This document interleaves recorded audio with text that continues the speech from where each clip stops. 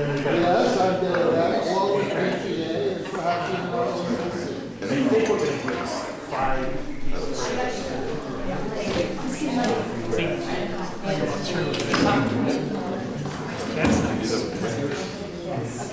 Okay, are we ready? Sergio, are you ready? Yeah. Okay, good morning, everybody. Hope you are all doing well on this much cooler Saturday, which I'm loving. I don't know if the rest of you have, I have this thing when I decide that it feels like fall, that there's fall in the air. And this morning's like, yes, there's fall in the air. Fall is my favorite season. So I'm Maureen Tobin. I think we all know that at this point. And Chris Keone is going to be presenting today, our Director of Public Services, a huge, huge area of responsibility in the city, and lots of details to cover. I think Chris has got it dialed to a pretty manageable presentation with lots of opportunity for questions, right, Chris? Yes. Yes. So I just want to call your attention to what's sitting on your table, and before Chris gets started, there is something I want to quickly and briefly go over from the meeting that some of us had 2 weeks ago on Thursday evening. I know it wasn't possible for everyone to attend, but I do want to talk about it for just a moment.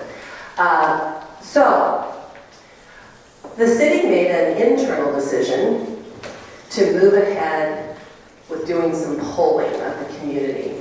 This group has brought up on a couple of occasions here on the Saturday meetings that, yeah, we probably do need to look at the possibility of a revenue measure.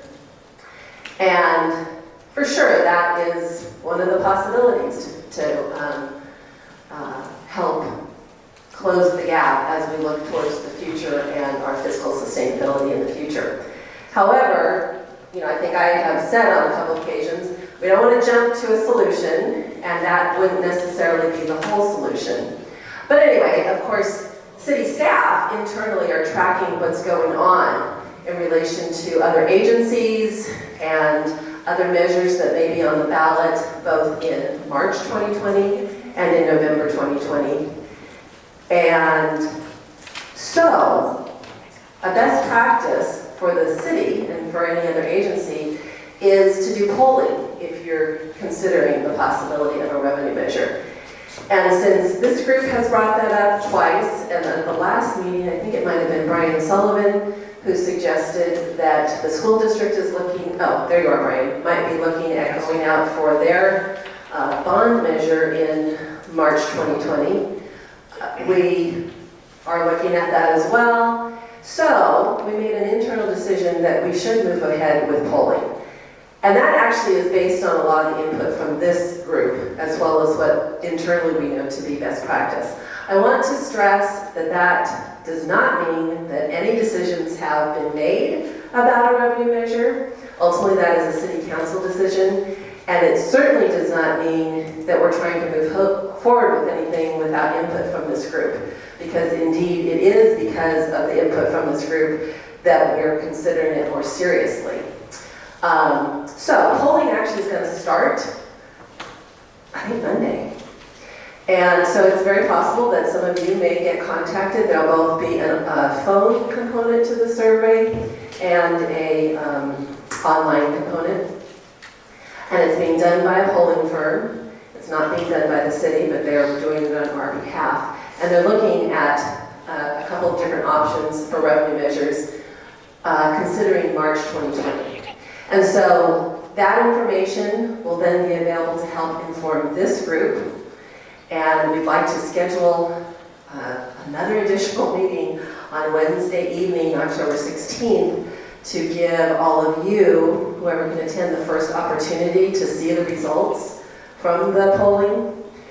And that's a really fast turnaround.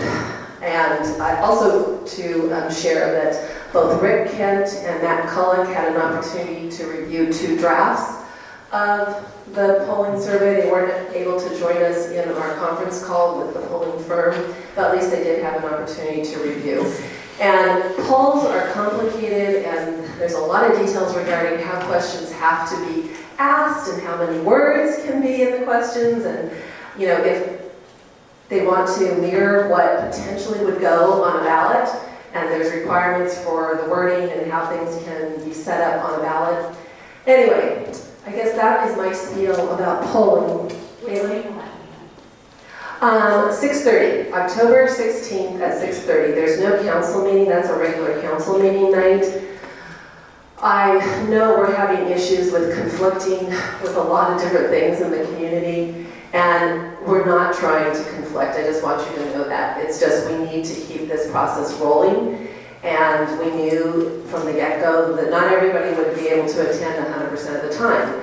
And many people in this group are really active people in the community who participate in a lot of different ways, and we're so glad and thankful that you do, but I realize it does mean that sometimes you can't all be here. But please know that we're not trying to have meetings at times that conflict intentionally. It's more about just trying to make it happen, make sure that the right staff are available for meetings. As a matter of fact, I will not be able to be here on Wednesday, October 16th, so Chris will be kind of wrangling that one. But we really want you guys to have the opportunity to review the polling results.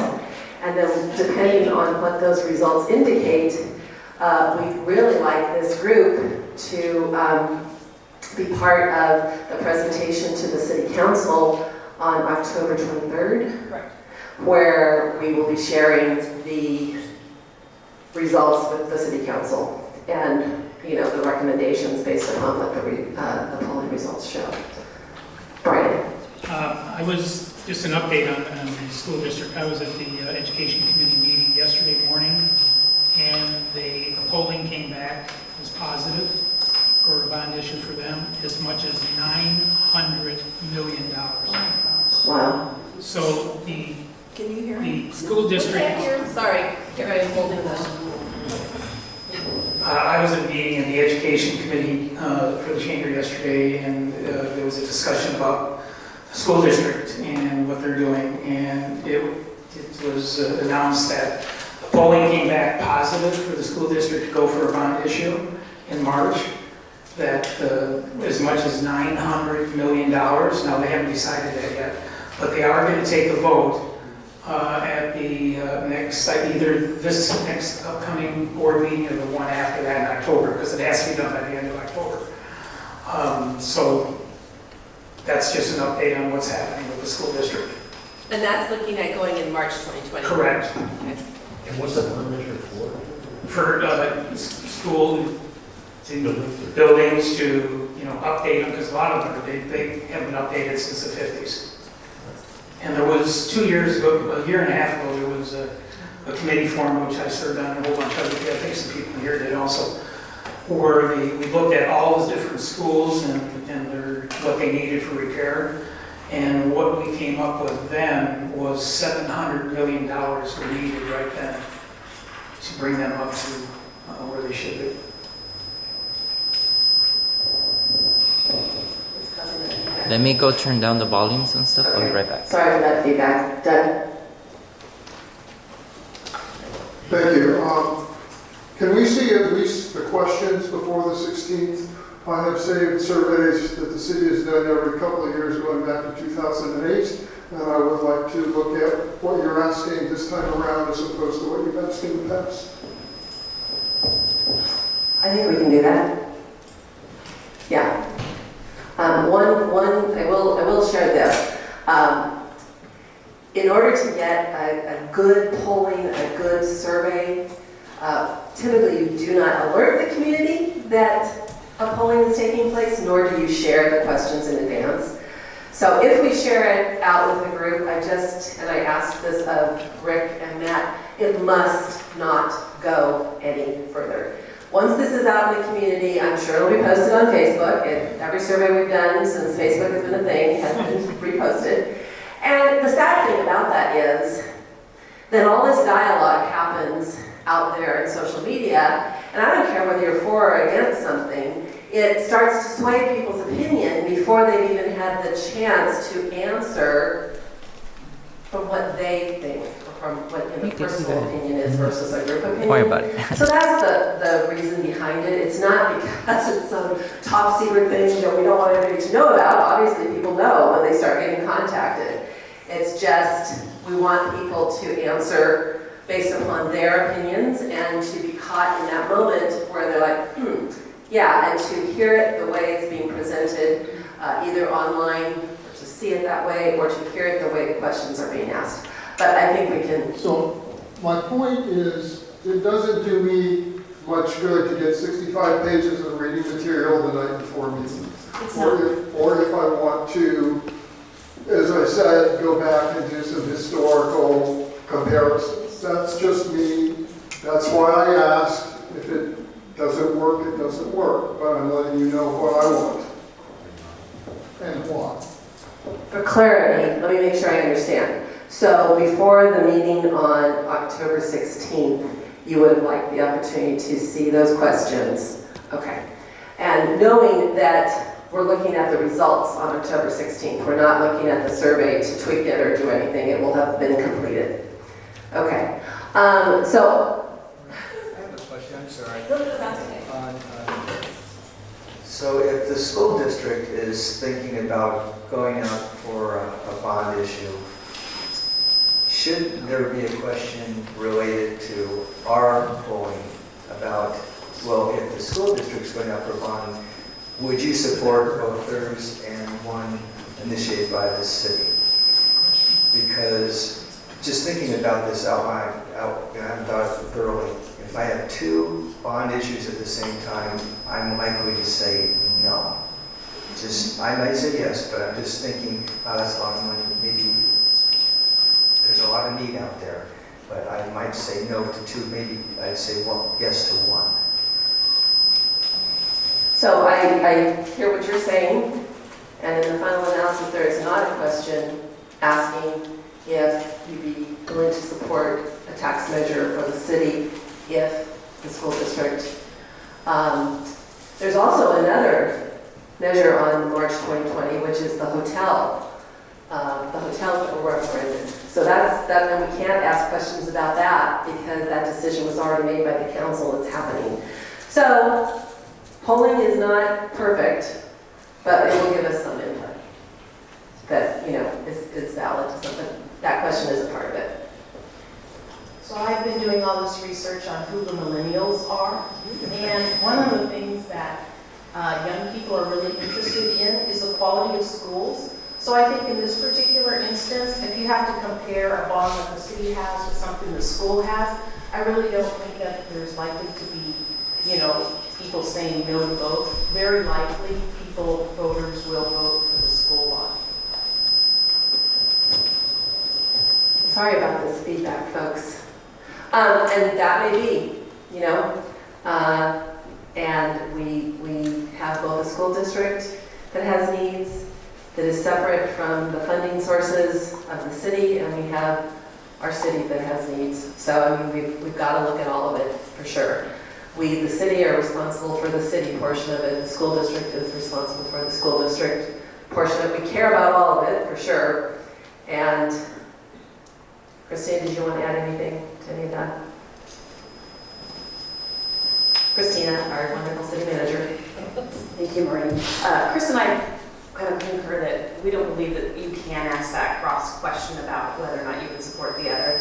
And then secondly, the school district is looking at a bond, and so the revenue behind that would be property tax. And so that's one source, and so that could compete directly with if we were to look at a community facilities district, but it would be very different if we were to look at a sales tax. So it would come from two different sources. And then Doug, as to your question about providing them questions in advance, we'll reach out to the pollster and see if that's okay. Okay. I know this is an interesting topic, and I would love to spend as much time as you want, but I really want to get to Chris's presentation because, at the same time we're looking at this possibility of a revenue measure, there's no guarantee that will actually happen. And there's still so much work for this group to be involved with and to be a part of, and helping to give you a really solid informational foundation about things in the city. is part of what we believe will help you as you talk with other community members and as we continue to look. Because even if this community said, Yahoo, let's have a revenue measure, we love revenue measures, we've never been successful in mortgage, now's the time, that's not the full solution to the future. So anyway, you have the agenda, you have the PowerPoint presentation, and you have 3 informational sheets that relate to Chris's presentation. I sent you links to all of that last night as well. It's all on the website. The homework for next time is a bunch of links that are online for you to review as best you can. I realize it's a lot of information, and Doug has certainly brought that up. It's a ton of information, and none of us expect that you have the time to, research all of it. But for whatever time you do have, at least hopefully it helps to inform you and provide background before you come into these presentations. Okay, Chris. Oh, that's okay. Okay, good morning. Chris Keone, just give you a little background. I worked on and off for the city. I left for I think a couple of years to join the YMCA, but since 2006. I've lived here since early 2000. Both my kids are at Live Oak High School right now, so big of the Morgan Hill community. I know most of the people in this room from things we've worked on. As I get started, I want to just give a quick shout out, thank you to John Kashmanian. He's on the exchange program with another city where we trade different managers, and he's come to us from the city of Fremont, and he's actually a finance manager there. He helped with the presentation today and getting it all set up, as well as all my other teammates did. So it's good that we have that. I'm going to talk about the areas I'm responsible for and then get into the specifics of infrastructure, traffic, and recreation. But as Maureen did mention, I'm the Public Services Director, so really what I'm responsible for is kind of the operations that the city does that are outside of public safety. So sometimes spending your tax money, sometimes we're generating revenue from fees, and sometimes grants and other things. So the divisions that I oversee are the engineering division. That's our capital engineering division. So we manage the capital improvement program. So pavement maintenance that you are seeing right now, that is our division that's working on that with contractors. Really that division's responsibility is managing the capital improvement program, managing traffic congestion for the city, which we'll talk a little bit more, and kind of the transition from any city infrastructure created by the private development community, that transition over to our ownership, the things that are built by private development, such as streets, sewer systems. The engineering division really helps that transition of moving that stuff to management and ownership by the city. Our utilities division, that is our water and wastewater utilities. So that is providing water to people in the city and some people that are just outside the city, as well as taking care of the wastewater for the city.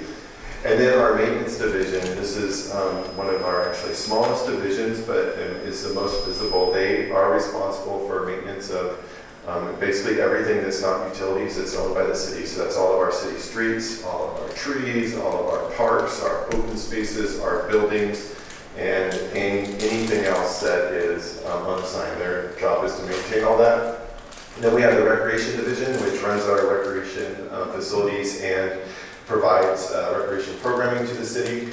And then our environmental services division, which is really responsible for water conservation, stormwater pollution prevention, and a lot of solid waste, and a lot of the mandated things that we have to do to comply with state regulations in our operations. So what we're really looking to talk about today, I'm going to start off and just kind of do a quick refresher on our budget and funding and where things come from, because it's going to be really important as we talk about the different areas of infrastructure. Then we're going to jump into recreation, spend a little bit of time there, then our infrastructure maintenance, and then finish up with traffic. If you guys have questions as I'm talking, please feel free to jump in anytime, raise your hand, or say, hey, I have a question, and we will go. So before I start rolling into that, any questions on the presentation for today? Okay, keep rolling. So, as Harjot talked about a couple months ago, we looked at the budget basics presentations. We have different fund types that the city has. So we call them buckets, right? So we're talking about different buckets of money, so they can't all be used for the same thing. Which the first one you guys are very well aware is our general fund, and that is the real city tax dollars that can be spent how the city wants to spend it in most cases. And then we have our special revenue funds, and we talked about the big one there is our development services fund. We have some special revenue funds that I'll talk about a little bit. Our capital project funds, that really relates to the engineering division I talked about, and our enterprise funds, which is our water and wastewater enterprise, and our internal service funds, which we have a little bit of discussion on today, not too much, and then agency funds we really won't be talking about at all today. So as we talked about previously, the big piece that we've been talking about through the Engage Morgan Hill process, or one of the big pieces, is our general fund and our discretionary revenue as far as the general fund goes. And you've seen this breakdown many times, right? So the city has just under $30 million of discretionary general fund revenue that the city can spend where it wants. And we've talked about the big chunks that go to public safety, 76% or so, police and fire. So what we're going to talk about today is really some of the areas that make up a little small, less than 24% of the general fund that impacts recreation and our infrastructure. So as you can see by this piece of the pie, this is the 9% of the general fund, and that is infrastructure and maintenance. So that is 2.6 million. So we're going to talk about that area of discretionary funding that we spend on maintaining city infrastructure. And then the other piece is the money we spend on recreation. So that's the 0.8 million, or 3% of the general fund that's on our recreation and community services programs. So those are the two kind of big areas of the general fund discretionary revenue that we'll hit on today. Just a reminder of a couple of the other funding sources. We talked about development revenue as they come in, and there's really three things developers pay money into as the money comes in. The first one is basically the charges for the direct service to process those development applications. So that goes into the community development fund that is used to pay for our teammates that manage that process of development. The other two areas are development impact fees. So those are fees that are collected from developments, and they pay for the impact. So that impacts those fees are what we use to build out our infrastructure. So that directly is related to what we're talking to today. And then the last one is the voluntary contributions to the residential through the residential development control system. So remember we talked about those since we have that growth control. The developers actually buy points or do things, and then we collect that money and use that on city infrastructure. So two of those three things that come through development relate to what we're talking about today when we get to infrastructure. And this just provides us examples again of what the development fees are, what the impact fees are, and then what the voluntary contributions are used for. And you can see the difference. The impact fees really building new stuff. The RDCS fees, those voluntary contributions, we can use to fix our existing maintenance. And we're going to talk about that as we go through the presentation, because we have some things that are going to be impacting that. Okay, so before we get to infrastructure, I'm going to start off with our recreation and community services programs. So just a little background, that's where I started. I did open the CRC when it opened in 2006. I was hired to do that as that facility opened. And what the recreation division does is really, they manage and operate our city facilities. So our city facilities that we own, and we'll talk about this in a second, we provide recreation and social service programs. So it's not just recreation classes that people do, we provide social service programs, especially at the senior center. We'll talk about that in a little more detail. And we put on events, and then we also manage all the events for the city. So when Taste of Morgan Hill is happening this weekend, it's the Recreations Division job to coordinate with the Taste of Morgan Hill and then figure out all the support from all the other city departments that are needed to run those events. And they coordinate with the chamber, police, fire, our maintenance and everyone to make these things happen from the city end. It's a pretty big thing to take care of. And the thing we've done is kind of been our credo for recreation. And this happened some years ago. Basically, when we went through the Great Recession, we have tried to balance cost recovery with community access. While we want people to participate in our programs, we've had to balance cost recovery versus the traditional model of recreation, which is really a general funded model where people provide low-cost programs and things for free. We have to consider that balance of cost recovery. So the facilities, and I'll just say, we are really lucky in Morgan Hill. I moved here when we had the community center basically finishing being built, or close to the opening, aquatic center under construction, and then started working here when we opened the CRC. But all these facilities that you see up there have benefited from our former redevelopment agency. Actually, the top 4 that you see there were purchased and built based on redevelopment funds. So the city did a really good job of using that funding to make a difference in the community. There's no way we could fund the construction of facilities like this again within our current funding climate, and we were able to do that with the redevelopment agency.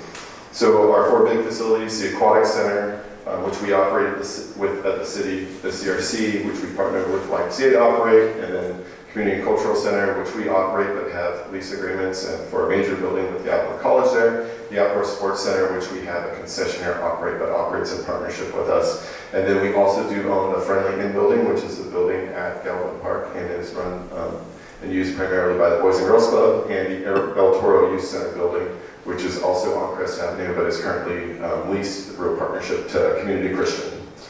So, talking about cost recovery, we have made a big effort to say, hey, we don't have that general fund discretionary revenue. We know that we don't have $3, $4, or $5 million like some cities do to fund recreation programs. So we know we have to recover costs. So over the last decade, we have really recovered anywhere from 90 to 100% of our costs on any given year to run our recreation facilities. And that includes overhead maintenance costs, and at this point now is actually including us paying into future replacement for these recreation facilities. That means we're putting money away so that down the road when the roofs go out and we need $100,000 to fix that, we have that in the bank. So with all that said, coming up for this year, you can see the chart above, we are projecting to finish this year at 91% cost recovery, which would be an impact of $728,000 on the general fund. And next year, very similar number is what's projected through the budget. Chris, I have a question. Yeah. Could you tell us why, like 14, 15, we have higher recovery versus low? Remember to give the microphone to them so we can touch Or it. repeat. Sorry. Yeah, or repeat the question. I don't, I'll run back and forth. I can do it. Can you explain why the cost recovery would be high, like 99 over 100, and then so low? Does it have to do with some of the offerings there? It absolutely does have to do with some of the offerings. A few years ago, we made some changes in the offerings, and we also made some changes over the last couple of years to plan for the future. So the biggest things that are impacting that is we had to take on managing our senior center, and the council made a decision to do that, and it cost us a little more. The senior center used to be, was run by the YMCA completely at one point, but due to some difficulties in their operations, the senior center was basically having major issues and was potentially not going to be able to continue on because of management issues. So we made an active choice to manage the senior center, and we'll talk about that a little more. So that's been an impact. We also brought commissions. We had 2 commissions, the Parks and Rec Commission, the Library and Cultural Arts Commission, which were part-time commissions, actually reduced down to once every other month with no staff support for the commissions at all. And we brought both of those commissions back some years back, and we're actually managing those on a monthly basis with staff managing it instead of them managing the commissions themselves. They actually had to do their own minutes and everything for a little while, as Doug will remember. And then, yeah. Wasn't there also sort of a policy direction given that at some point it becomes inappropriate to get more than 100% cost recovery in recreation because we are having people pay for services and it is a benefit to the community. Yes, you can't recover more than 100% cost recovery, just like you can't use the recreation fees potentially to fund something else. With that said, on fees for service, it is exactly like that. On leases and rentals and other uses, it's not exactly the law, so it's kind of, but the concept is actually absolutely right. And you can't make a whole bunch of money off recreation to fund the other programs within the city. And the other thing we did just a few years ago is we were not funding the future replacement of these facilities at 100%. So we actually, through the budget process, changed so that we are funding 100% of the future replacement. And the reason we did that is we would pay the price for it down the road if we didn't do that, but then also for ours that answer. So there were several hundreds of thousands of dollars, actually $250,000 of increased future replacement funding that we added those years that dropped the cost recovery.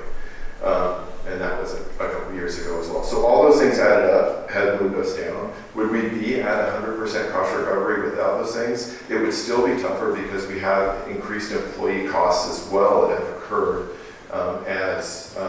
as we talked about before, relating to retirement and those sort of things. So we've had those costs all hit us at the same time.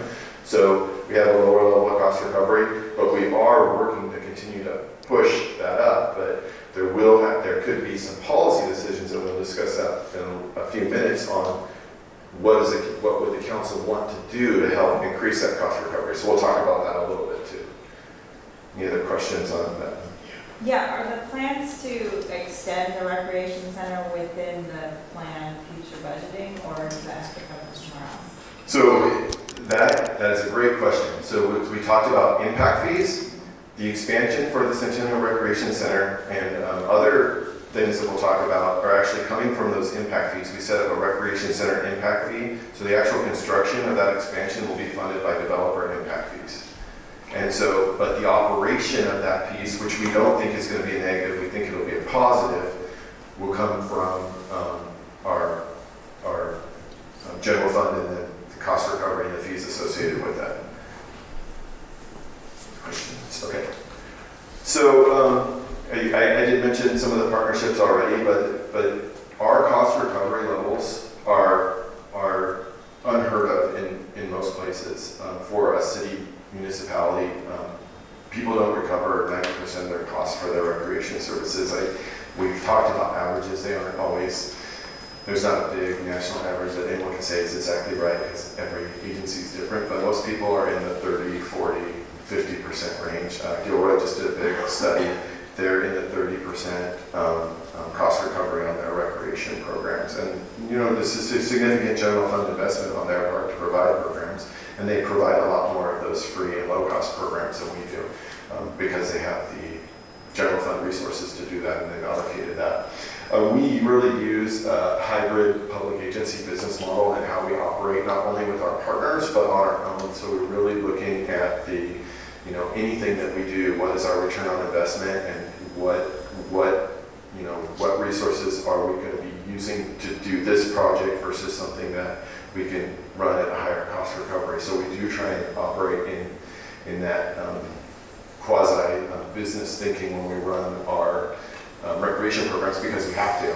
And I did mention the significant upfront investment the city has made in that recreation infrastructure. The same way our development impact fees for parks and for recreation are important to us so that we can continue to expand those offerings. And then the unique partnerships, I mentioned the YMCA, but we just brought on a new operator at the Outdoor Sports Center, which is actually going really well. They've kind of had a rough start, just taking over since we finished the 4th of July fireworks a week after that.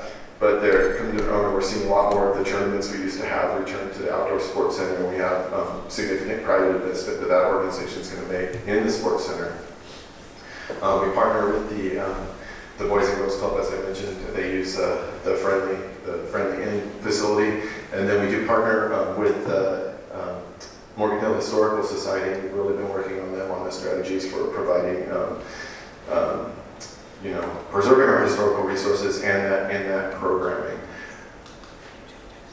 So balancing cost recovery and community access. So for us, we have limited low and no fee programs. So we don't run tons of those low and no fee programs. But what we do is to try and provide that community access is we actually do financial assistance. So anything that the city offers, anything can be reduced by 50% based on a financial assistance application. And we do a big process of that with that. So question we all had just a minute ago, or some of you had a minute ago, was can we reduce that or increase that cost recovery and recover all our costs? So as we look at the 3 divisions that the city has, this really helps within recreation, it really helps us set frame this question. So we run a division that's called our Membership and Programs Division. And then we run a Facility Services Division, which is really responsible for the rentals and managing the rental type facilities. And then we run a Community Services Division, which is more of those programs that are provided to the community for free or for low cost. So if you look in there, you see running the CRC, running the Aquatic Center, and the membership and programs. Those are big payback for us. Those are the ones where it's easy to reach full cost recovery. As you get actually to managing just the facility services, like even the community center and the outdoor sports center, those things for direct cost recovery are a little harder to reach cost recovery. And then obviously the community services division, these programs that we're talking about, senior center, teen center, running our splash pad at the community center for free, the skate park, our volunteer program, those aren't big cost recovery type items.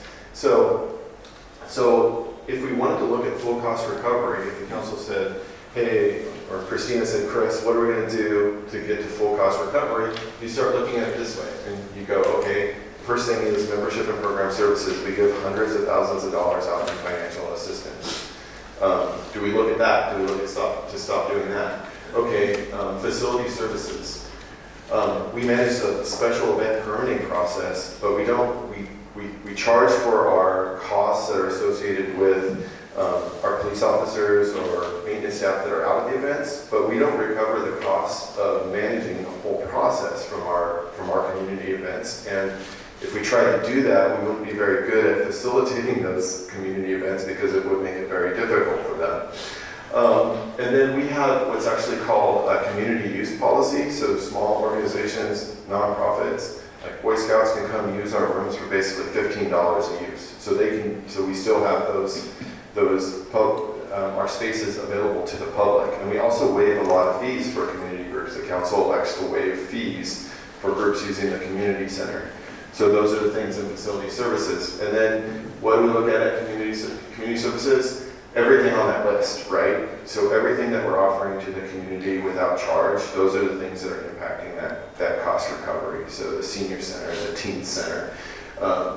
We do the after school program we offer at Village Avante, Park Place. And then any of the outreach programs. We actually have a person that works on outreaching to our lower income communities to try and get them to sign up for financial assistance and participate in the programs that everyone else is. So if we were looking at trying to achieve full cost recovery, those are the things we would think about looking at. And those things circled are really what makes that 3% of the general fund dollars, discretionary dollars, takes up that piece of the pie. It's those things in red.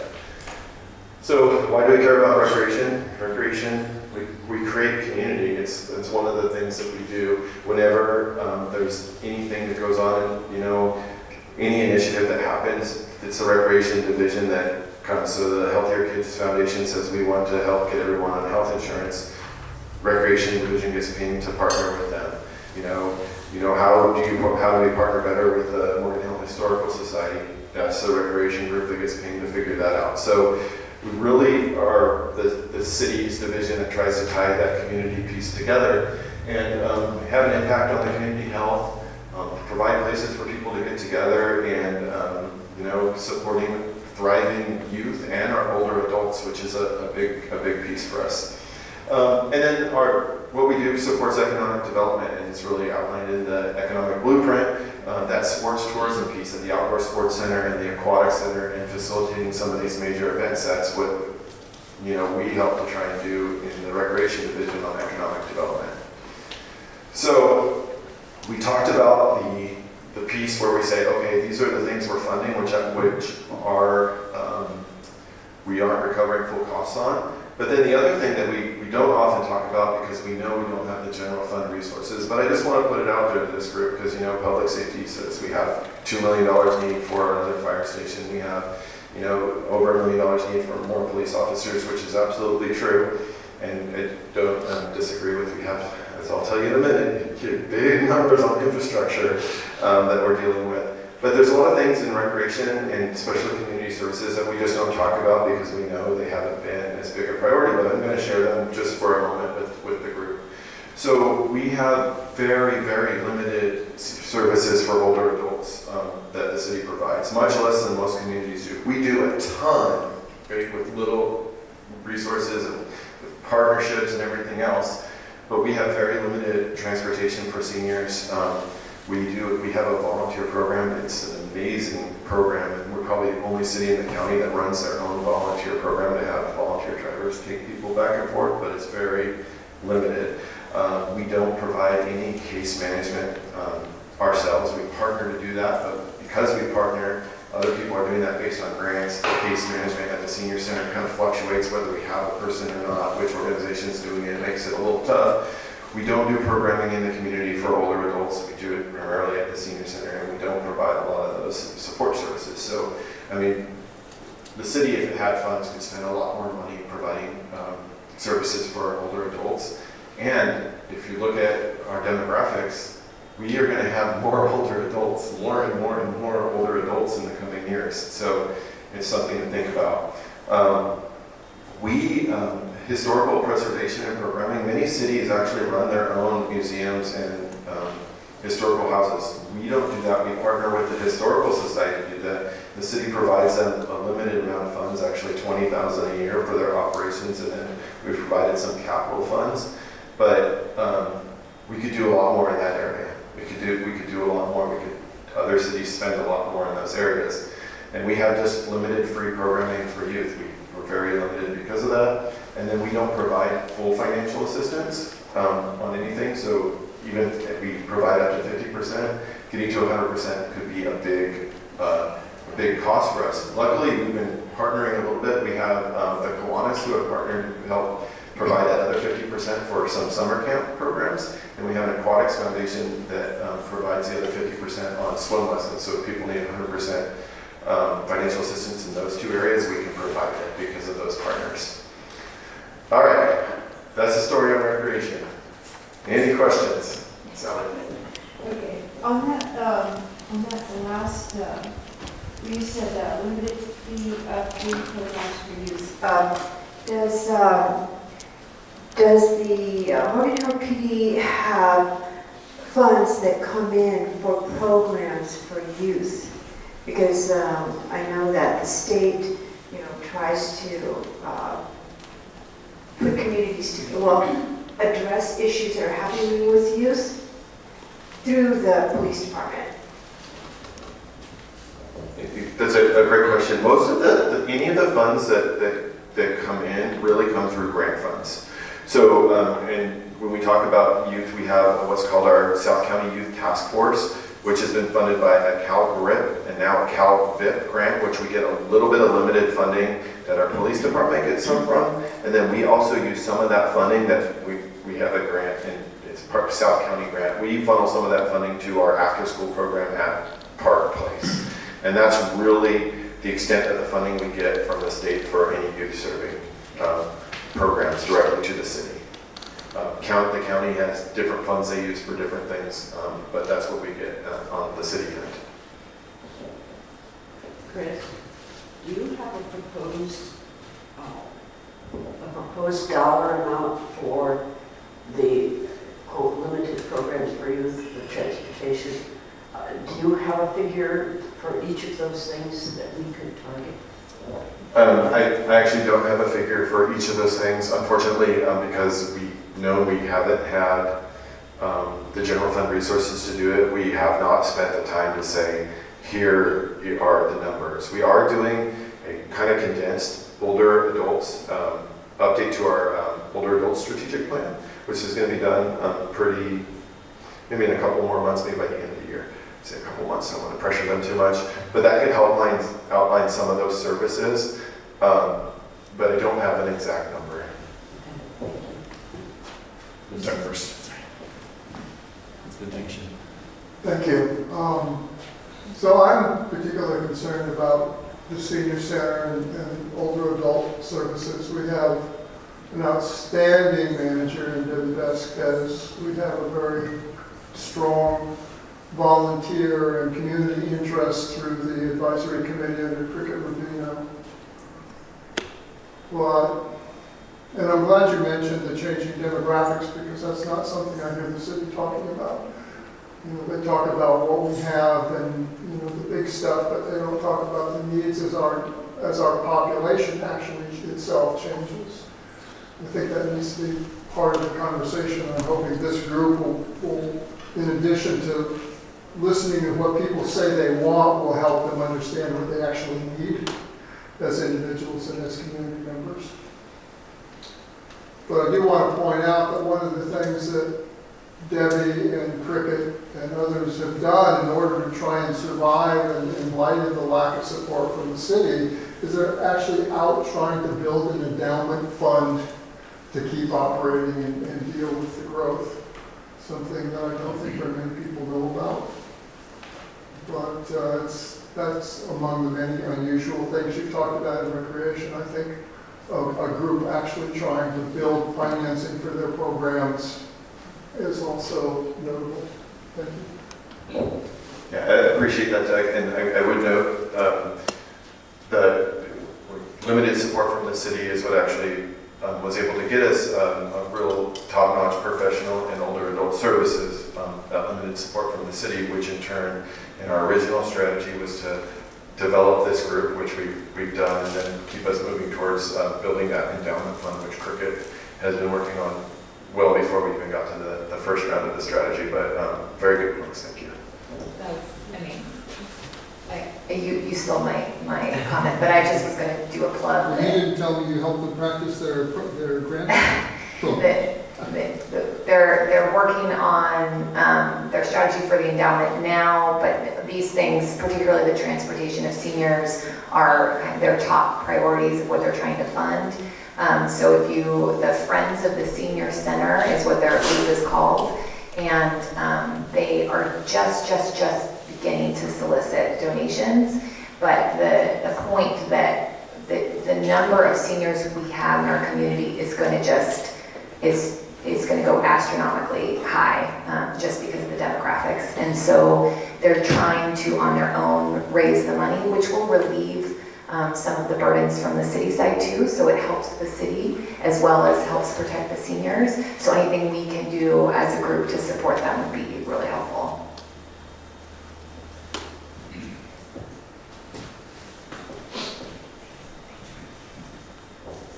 I have a question. Some of the youth living further north, all the way from Palo Alto to San Jose, 11 of them get together and play a game called cricket. People who are familiar, particularly it originated from Britain and all its colonies. It's a popular game, as popular as football in this country. Now, if 11 of them want to come and play in our outdoor facilities, do you charge anything, or how does it work?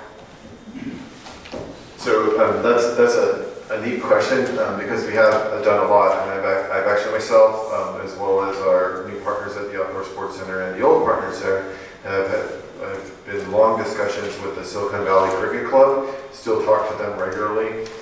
They've actually improved the sports center and built 2 cricket pitches, which mix in with the soccer there and can be used, and they play regularly there and bring people from this area down to play cricket. So there would be a charge to rent the cricket fields there. If people want to go play cricket, which they have on our baseball fields, not the right scenario, we know that. There's no charge for people to go use the parks. But to book the space, there is a charge at this point. But it is a sport we're looking at really helping us move forward in the kind of regional sports facility development, as well as providing something for our locals to use. So. Thank you, Chris.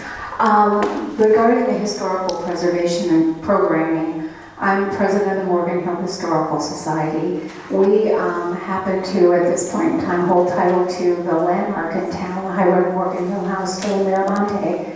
But there are a lot of other historical resources, both physical and intangible, I guess, that we work on preserving. So one of the things several years ago, we got the city to adopt preserving our community history as an ongoing priority.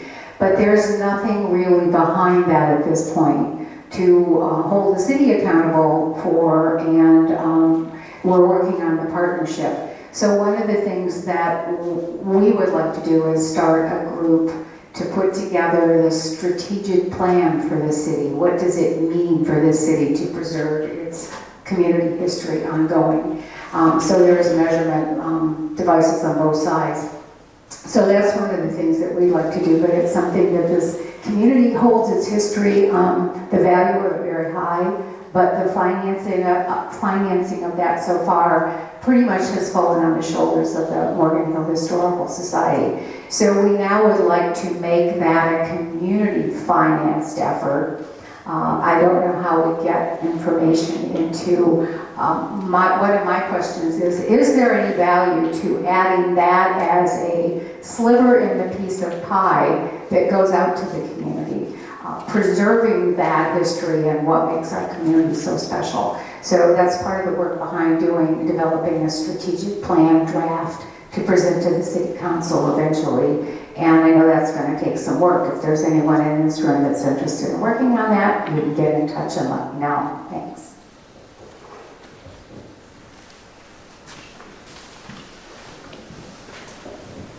You know,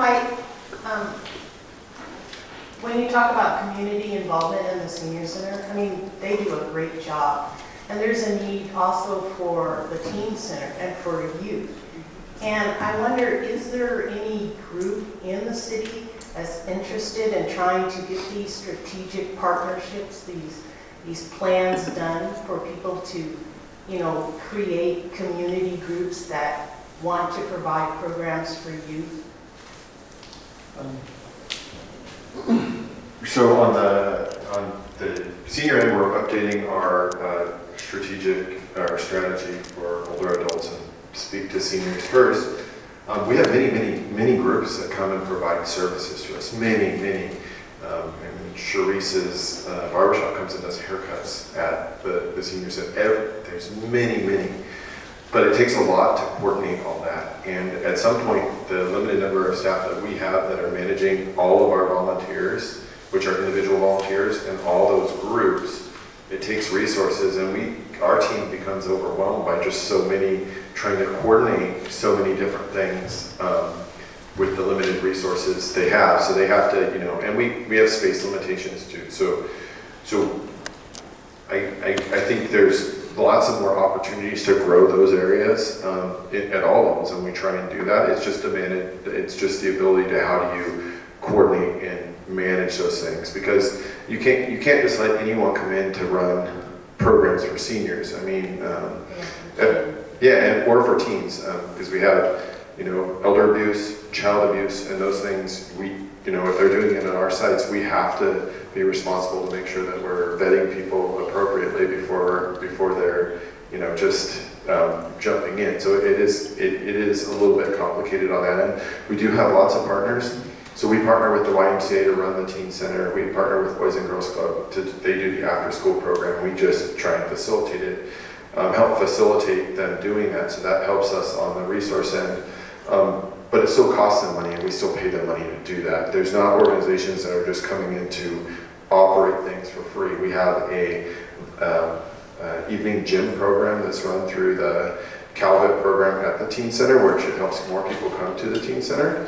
But that's one night a week or a month that program happens. And we have several other programs like that. So it's not that there's not interested and there's not sometimes fundings for these limited programs, but it doesn't tie it all together. And that's kind of the job that we have to try and take on as a city. So although those things are out there and we actively pursue them, it's still, without the resources to manage them, it's difficult to grow that at a significant level. But we do a lot. We'll say we do a lot.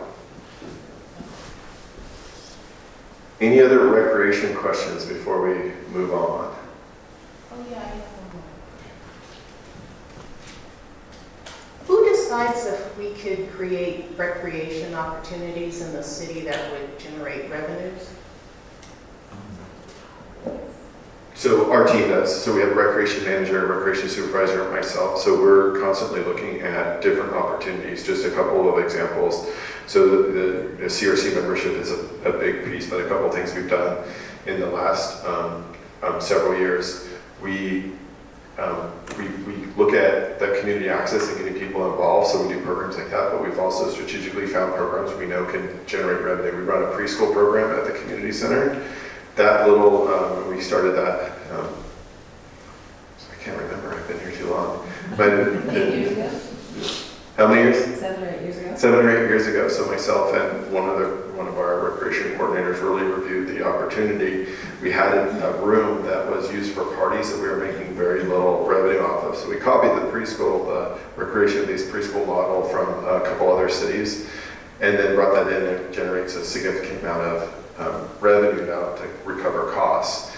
We built on our regular membership program by developing a swim team program. We went through an aquatic strategic plan, and then we developed our own recreational swim team program because we found there was a big gap between the competitive swim program and swim lessons. And we built this to fill that gap, but it also was something that helps to generate revenue and support the membership. So we do those things and we look at those opportunities, big and small. The one thing I'm looking at, been talking to Edith about, we go, okay, how can recreation help activate downtown? Well, Redwood City, the city of Redwood City is running a mini golf course downtown during the summers, and it covers the cost, brings people downtown, and it generates revenue. It has a positive impact on the net impact of the overall recreation department for them. So we're looking at that. And then we look at every dance class that's offered, aerobics class, art class, and figure out the pricing structure on each of those. So we have professional staff that do that. Most of them have gone through college to do those and have experience to do those things. Going through college? Well, sometimes, do I? College is useful. Real life experience is also useful. It's a culmination of everything. you don't have, I can't evaluate where their skill in producing the recreation classes was built upon. I want to say they learned it all from me. No, just kidding.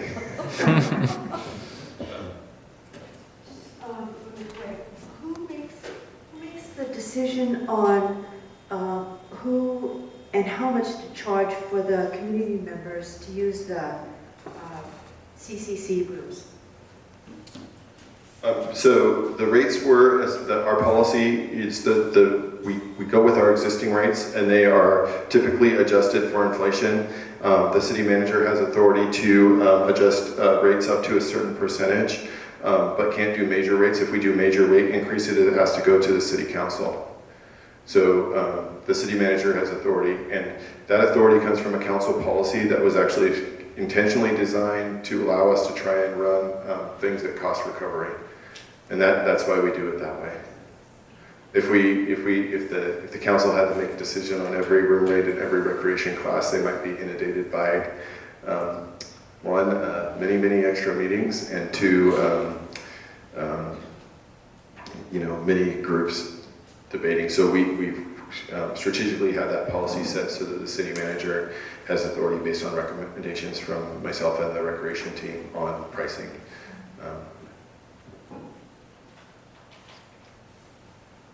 All right, we moving on? I think we're doing good on time.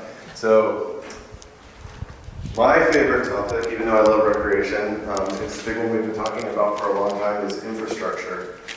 So when you think of infrastructure, what do you think of? What's the first thing that jumps in your head? Roads. We talk about that a lot. What else? Underground pipes. Awesome. That's what most people don't think about. We got water underground, we got wastewater underground, and we also have storm drains underground. Those are all things that the city owns that are underground. What else jumps into your head? Parks and trails. Parks and trails, yep. Anything else? Internet service is definitely infrastructure and something we've been looking at the city. Okay, can I take 1 second to give you something funny about infrastructure? So as you know, at our city facilities, we provide free Wi-Fi at like the rec centers, any of our buildings. Here you can jump on MH Connect, right? So we've done that in our downtown parks and in the plaza out front of the parking garage. You put MH Connect there so people using those public facilities they can jump on Wi-Fi. So I got a call probably about a year ago, and the person says, "Hey, my internet's out. My internet service is out." And I go, "Oh yeah, we don't run internet. You need to call Charter or Verizon, Frontier, whatever they're called now." And they go, "No, my city internet's out." I'm like, "No, where do you live?" They're like, "Well, I live downtown, and I use this MH Connect." And I was like, "Oh. They're using the free park Wi-Fi as their internet service," which wasn't the exact intention, and might not be something that's completely sustainable, but we've now become in that internet business. All right, other thoughts on infrastructure? Okay, we'll see how many you got as we're going to go through this. So the areas of infrastructure is we really divided up. So we have utilities. That's our water and wastewater we talked about. We have streets, sidewalks, and storm drains, and that is overseen by our maintenance division. We have parks, trails, and the one Doug didn't say, open space. Where's our open space at? We own a bunch of property on the El Toro Mountain, and then if you look across the valley next to Jackson Oaks, there's significant big open space patches that the city owns. Our downtown, right? We have streets and sidewalks, and we got all kinds of other things in our downtown. We have some things that we're going to talk about briefly called special maintenance districts, and then we have our buildings and facilities. So like this building, our rec center, our police department. So those are all the things that we maintain as a city. Put the green box around utilities, water and wastewater. Why do you think I did that?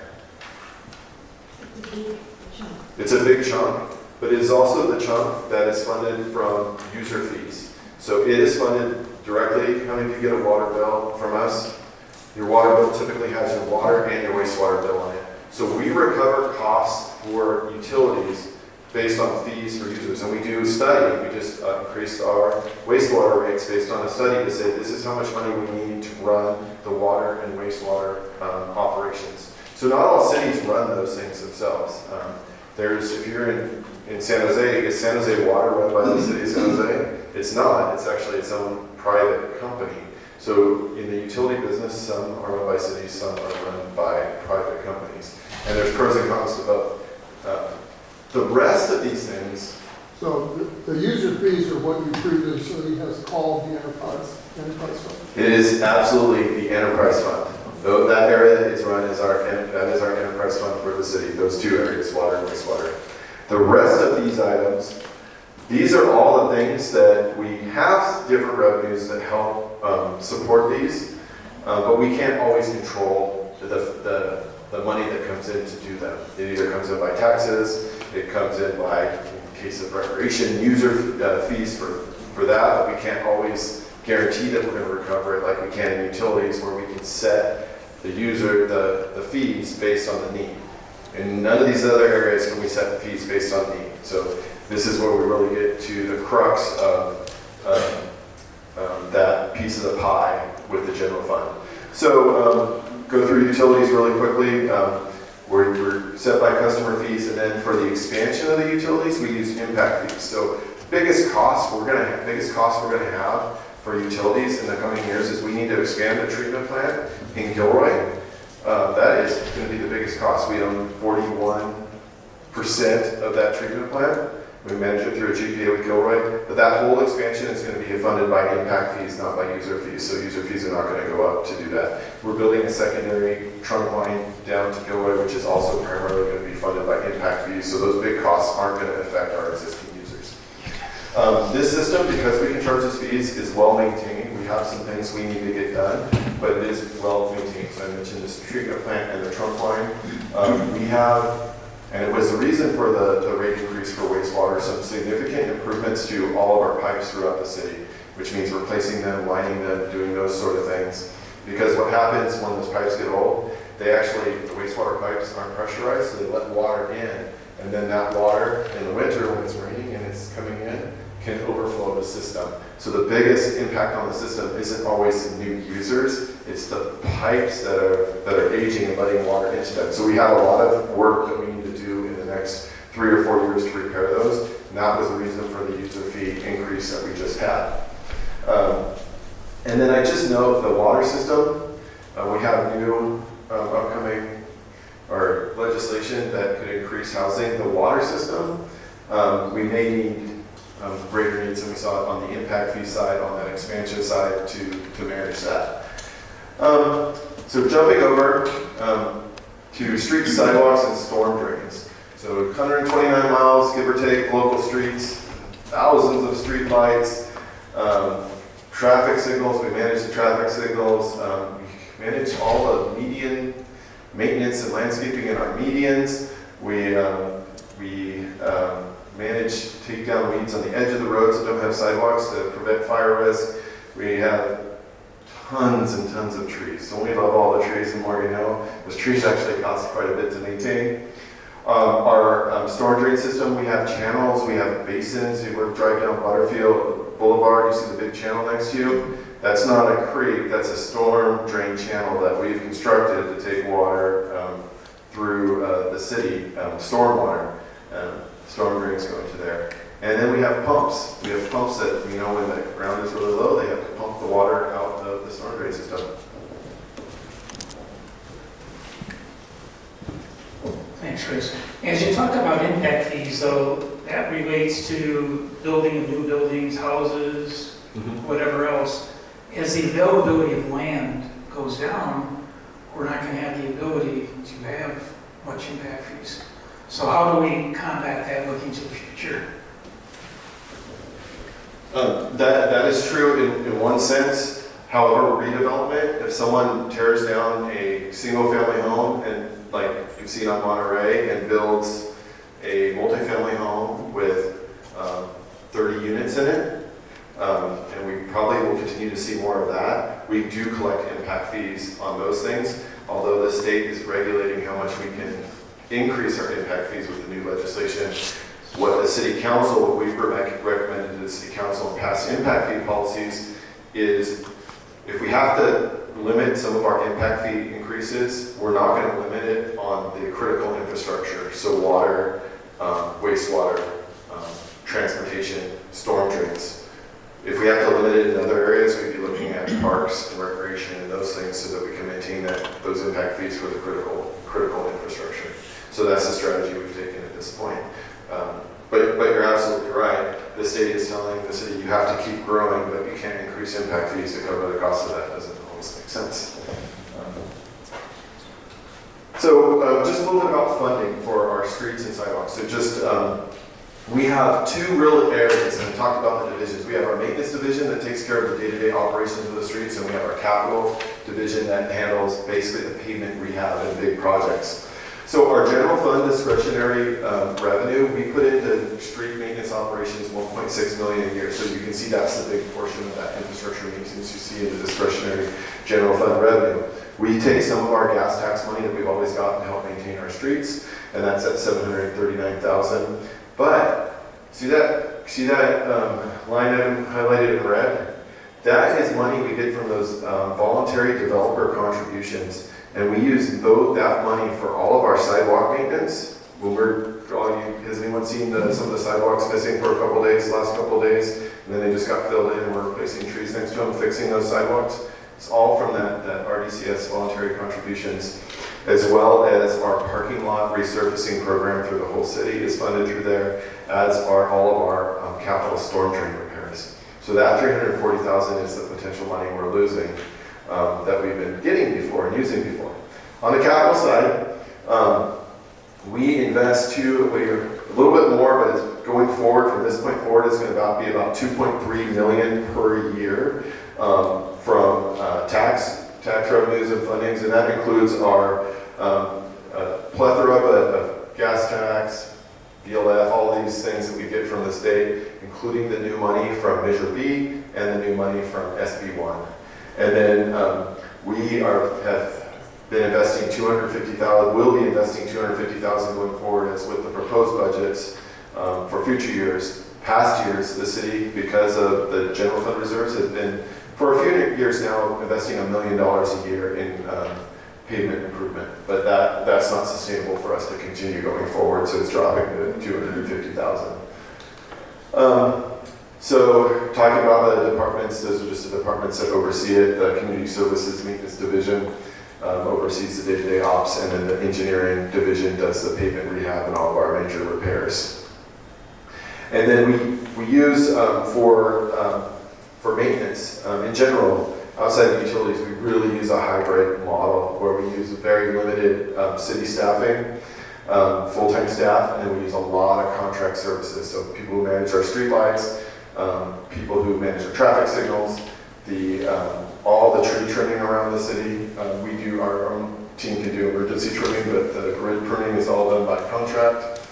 And then we use a significant amount of overtime and part-time staff, which isn't super sustainable just to keep up with day-to-day work. And you go, why would you use overtime? That costs more, right?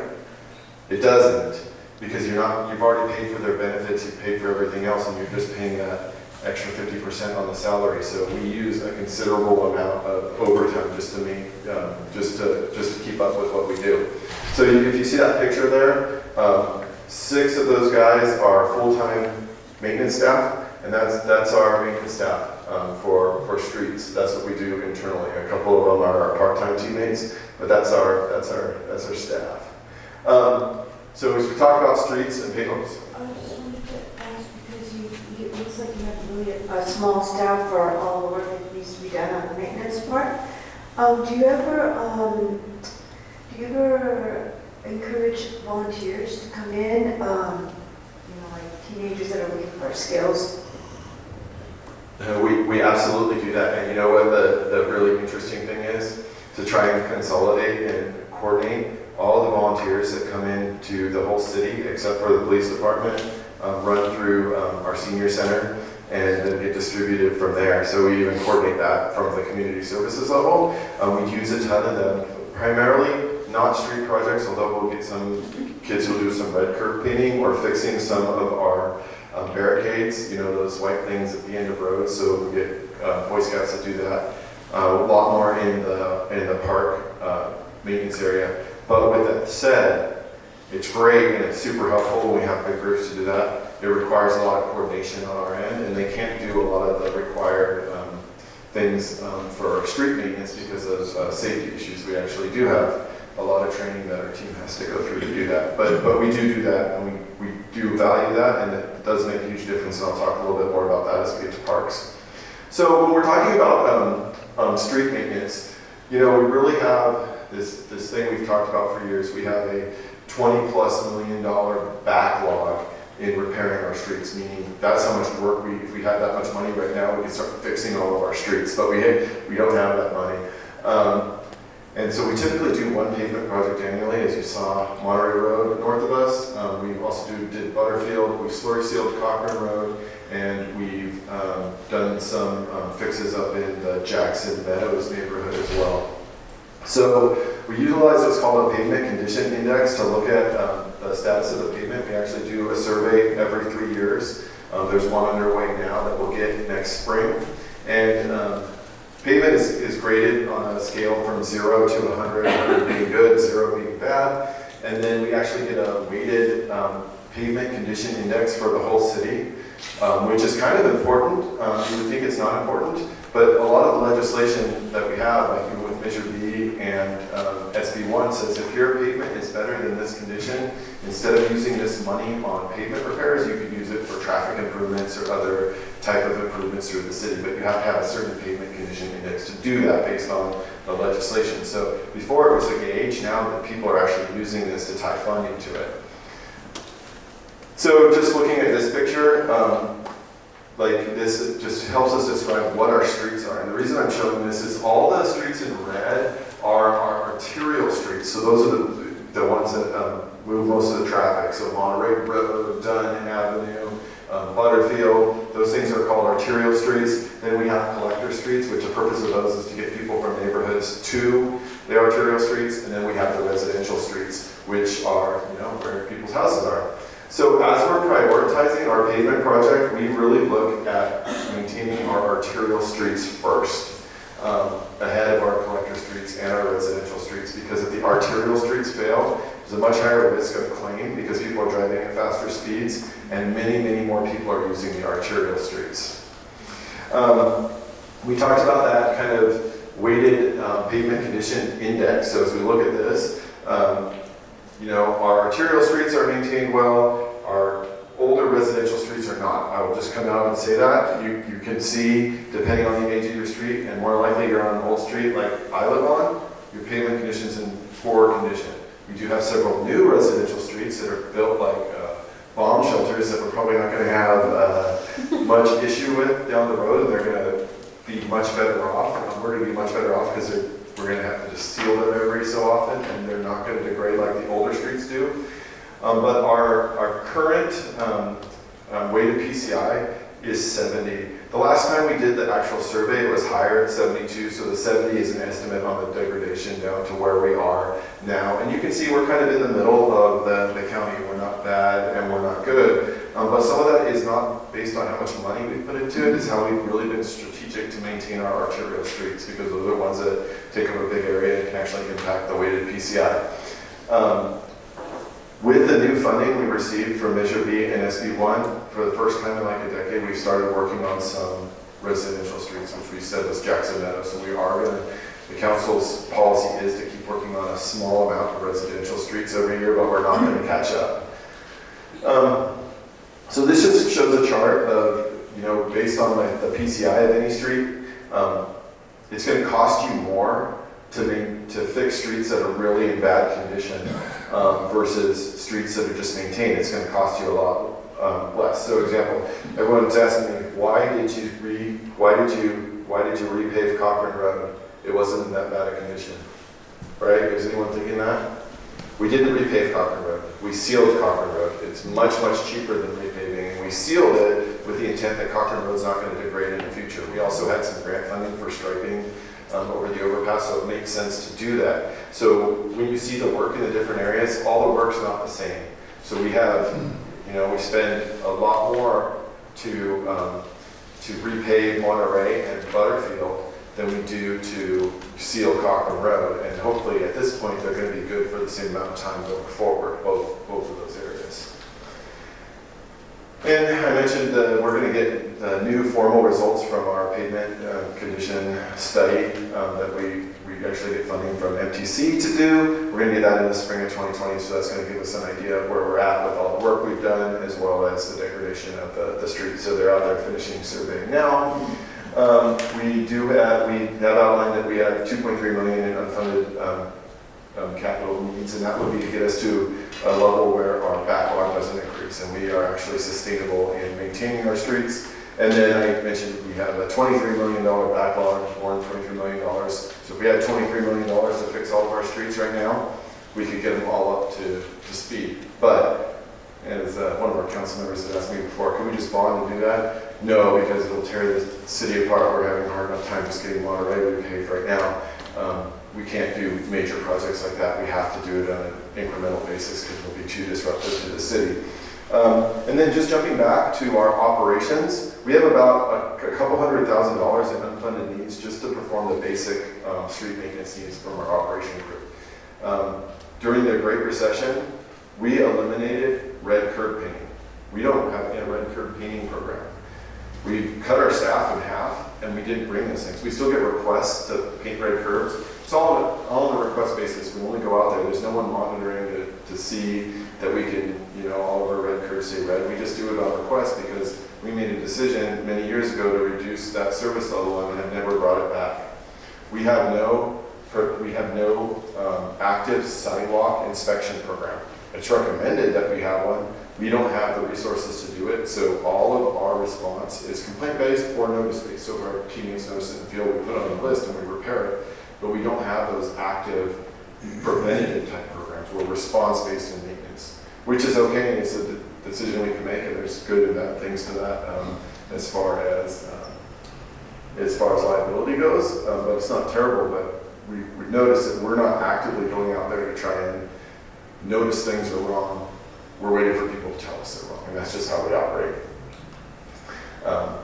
That 193,000 is just to get us to not even changing that model, but just get us so we can have that red curve repainting program, and we can do some of the things we should be doing on a regular basis with other areas. Doug has a question.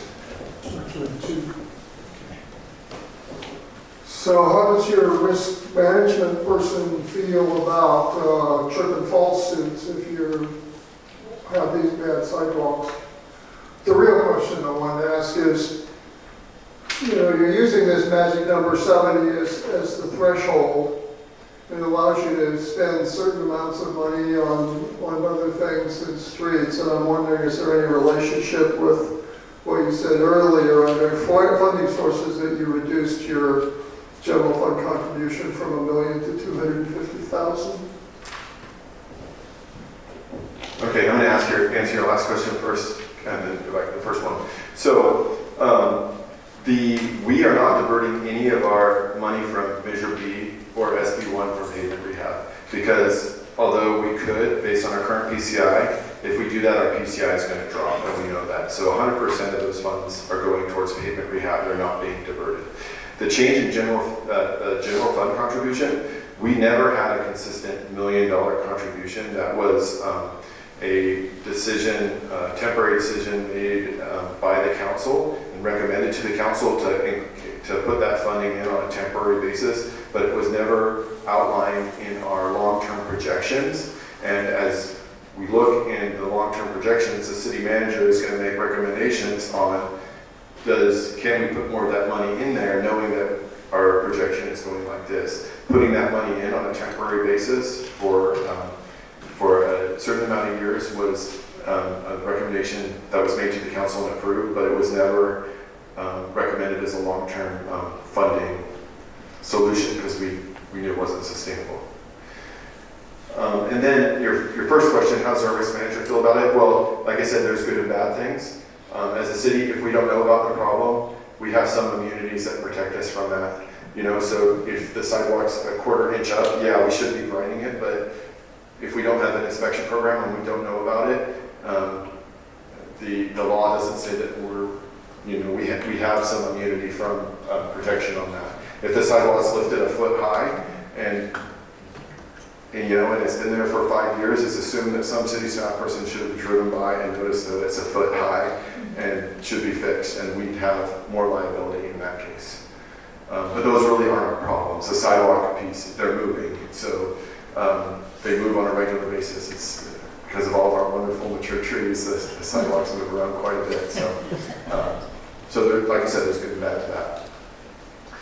Okay. So I would just note status of our infrastructure. Our sidewalks are pretty well maintained, so we are responsive when we get those requests, and we do have an ongoing program where we spend $150,000 a year repairing sidewalks.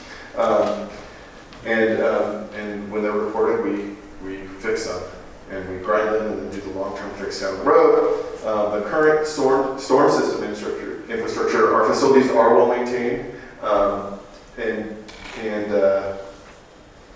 and then our funding from impact fees is going to help us connect to the big water district flood control project. So we're really going to see a major improvement in flood control through our city with that. So we've collected impact fees to do those connections and help support that project, which is a big one for us. Talk about the no identified funds for future capital in a few minutes, but new state regulations on stormwater are absolutely crazy. And so we may have millions in costs to put basically trash capture devices in our storm system throughout the city, and we don't have a funding source to do that. And the state hasn't formally told us what those regulations are. So we're just watching that. That's why I put it in red, because that could be a new infrastructure cost that we haven't identified. We're telling our elected officials about this, that we're monitoring it, and we're trying to look at different opportunities, but it is something that's on the horizon. So we want to talk about parks and trails. We have a great park and trail system in Morgan Hill. We don't maintain our parks at a pristine level, but they are very, very well used. So we have 22 city parks, about 65 acres of those fully improved parks. We have trails, about 10.4 acres around trails, and like the trails that are sometimes our property, sometimes Water District property, Madrone Channel Trail, the Wasilla-Yagas Creek Trail, those sort of things. And then we have over 300 acres of unimproved open space, and that's, like I said, on the El Toro Mountain in Jackson Oaks. And we're responsible for the fire prevention maintenance on those things. And it is a lot of work, and the requirements for that are increasing. It's not getting easier. Again, hybrid service delivery model, same as streets. Some full-time staff, some part-time staff, overtime, and then lots of contract services, mowing, and specialized service, pest control, all those things. So it's a really hybrid model, pretty different from other cities. And you look at that picture, that's our park maintenance staff. Does that look familiar? That's also our street maintenance staff. They're the same people. So that's all park maintenance and street maintenance. It's a small group. They're about a third to a quarter the size of the utilities group. And they're really, if I'm just saying, we really love these guys. They're really hard workers, and they do a lot for us. They're setting up these giant barricades for Casey Morgan Hill right now, on overtime in partnership with our police department. And these guys work a lot, and they deserve a lot of credit. So park maintenance, our primary funding sources, we're talking about voluntary contributions to the RDCS system, $789,000 a year. So that is a critical issue for us. That is money that we've been using to fund park maintenance. Those are people paying points on development. So we've been using development to fund our ongoing park maintenance. We fund $350,000 a year from the general fund to park maintenance. That used to be almost none. Our city managers made some decisions to say, hey, and told the council, we have to get to a point where we're funding this in a sustainable way. So that happened in the last couple of budget cycles. Our parks are maintained in average condition. What I say is we keep our parks safe. We don't keep them looking great. If we wanted to keep them in an above average condition, I couldn't tell you how much that's going to cost, because we have not taken the time to look at that, just like having the other recreation programs. But when you say, hey, there's some weeds in the park and the mulch looks like it needs to be redone, we're not maintaining these parks at a really high level. Mentioned the RDCS issue, and we have an unfunded replacement issue. Unlike buildings where we put money away for future needs, we don't put money away for future park needs. So things come up and we try to deal with them on a one-time basis when the storm system of a park goes bad, or all the lights in the facility go out. So we don't have that money that we're putting away proactively for parks, trails, and open spaces. Just real quick, we do manage 2 special districts within the city. These are kind of interesting. One is landscape assessment district. So these were developments that happened, between 30 and 20 years ago. There was a period where we weren't requiring people to form HOAs, and the common areas and their local neighborhood parks were actually put into an assessment district. All people live in that area, and then the city actually goes and maintains those for them. So it's kind of like an HOA, but it's run by the city. So we have 19 of those sub-areas across the city. We don't do those anymore. We make people do HOAs, but we're still maintaining that as the city. And then we have a community facility district that helps maintain, that we require the development to pay into to maintain a creek area next to the development that we maintain. Chris? Yeah. So have you explored community facilities districts with any other parts of the city? This is a legacy one, I forget, I think it came out of Summit actually, but I may be wrong about that. I'm just curious if this approach of community facilities is something you can talk to anybody else about, the sense of that, because it's one thing going forward that we might be more interested in. The answer is yes, and if I can hold you off on that question, because we're going to talk about that at the end of the infrastructure presentation. So yes, we looked at it, but very good point. So just a special maintenance district, we have no general fund support for these, but there's a risk because many of the areas people have stopped saying we don't want our assessment increase, so we've stopped maintaining the area, except for basically weed and fire risk prevention because people don't want their assessments to increase. But at some point, those costs, over future years keep even just that basic level of service keep increasing, and we're going to have to keep that city-owned property safe, and it's going to start impacting the general fund. So it is a risk. I don't think it's a big risk at this time. Not something we need to worry about probably in the next 10 years of the impact to the general fund, but something that could happen down the road. And those 42,000 or so unfunded maintenance needs basically means that we're not doing that maintenance, and the people that live in those areas are okay with it. All right, our downtown. So we manage downtown maintenance a little differently than we do the rest of the park maintenance, and we try and keep the downtown maintained at a higher level because it does support economic development. Spread through the downtown, our downtown parks, and the plaza out front of the parking structure on 3rd Street. We fund all this maintenance with the general fund, $320,000 a year. We make improvements like those lights that are in the ground, and then we're putting at 3rd Street, we're going to be actually adding those at 5th Street and 1st Street. Before the end of the year, you should see those pedestrian activated lights at those streets, and those type of improvements downtown have been funded by those developer contributions for RDCS. So that's where we use the capital funding for those improvements as well, so development related.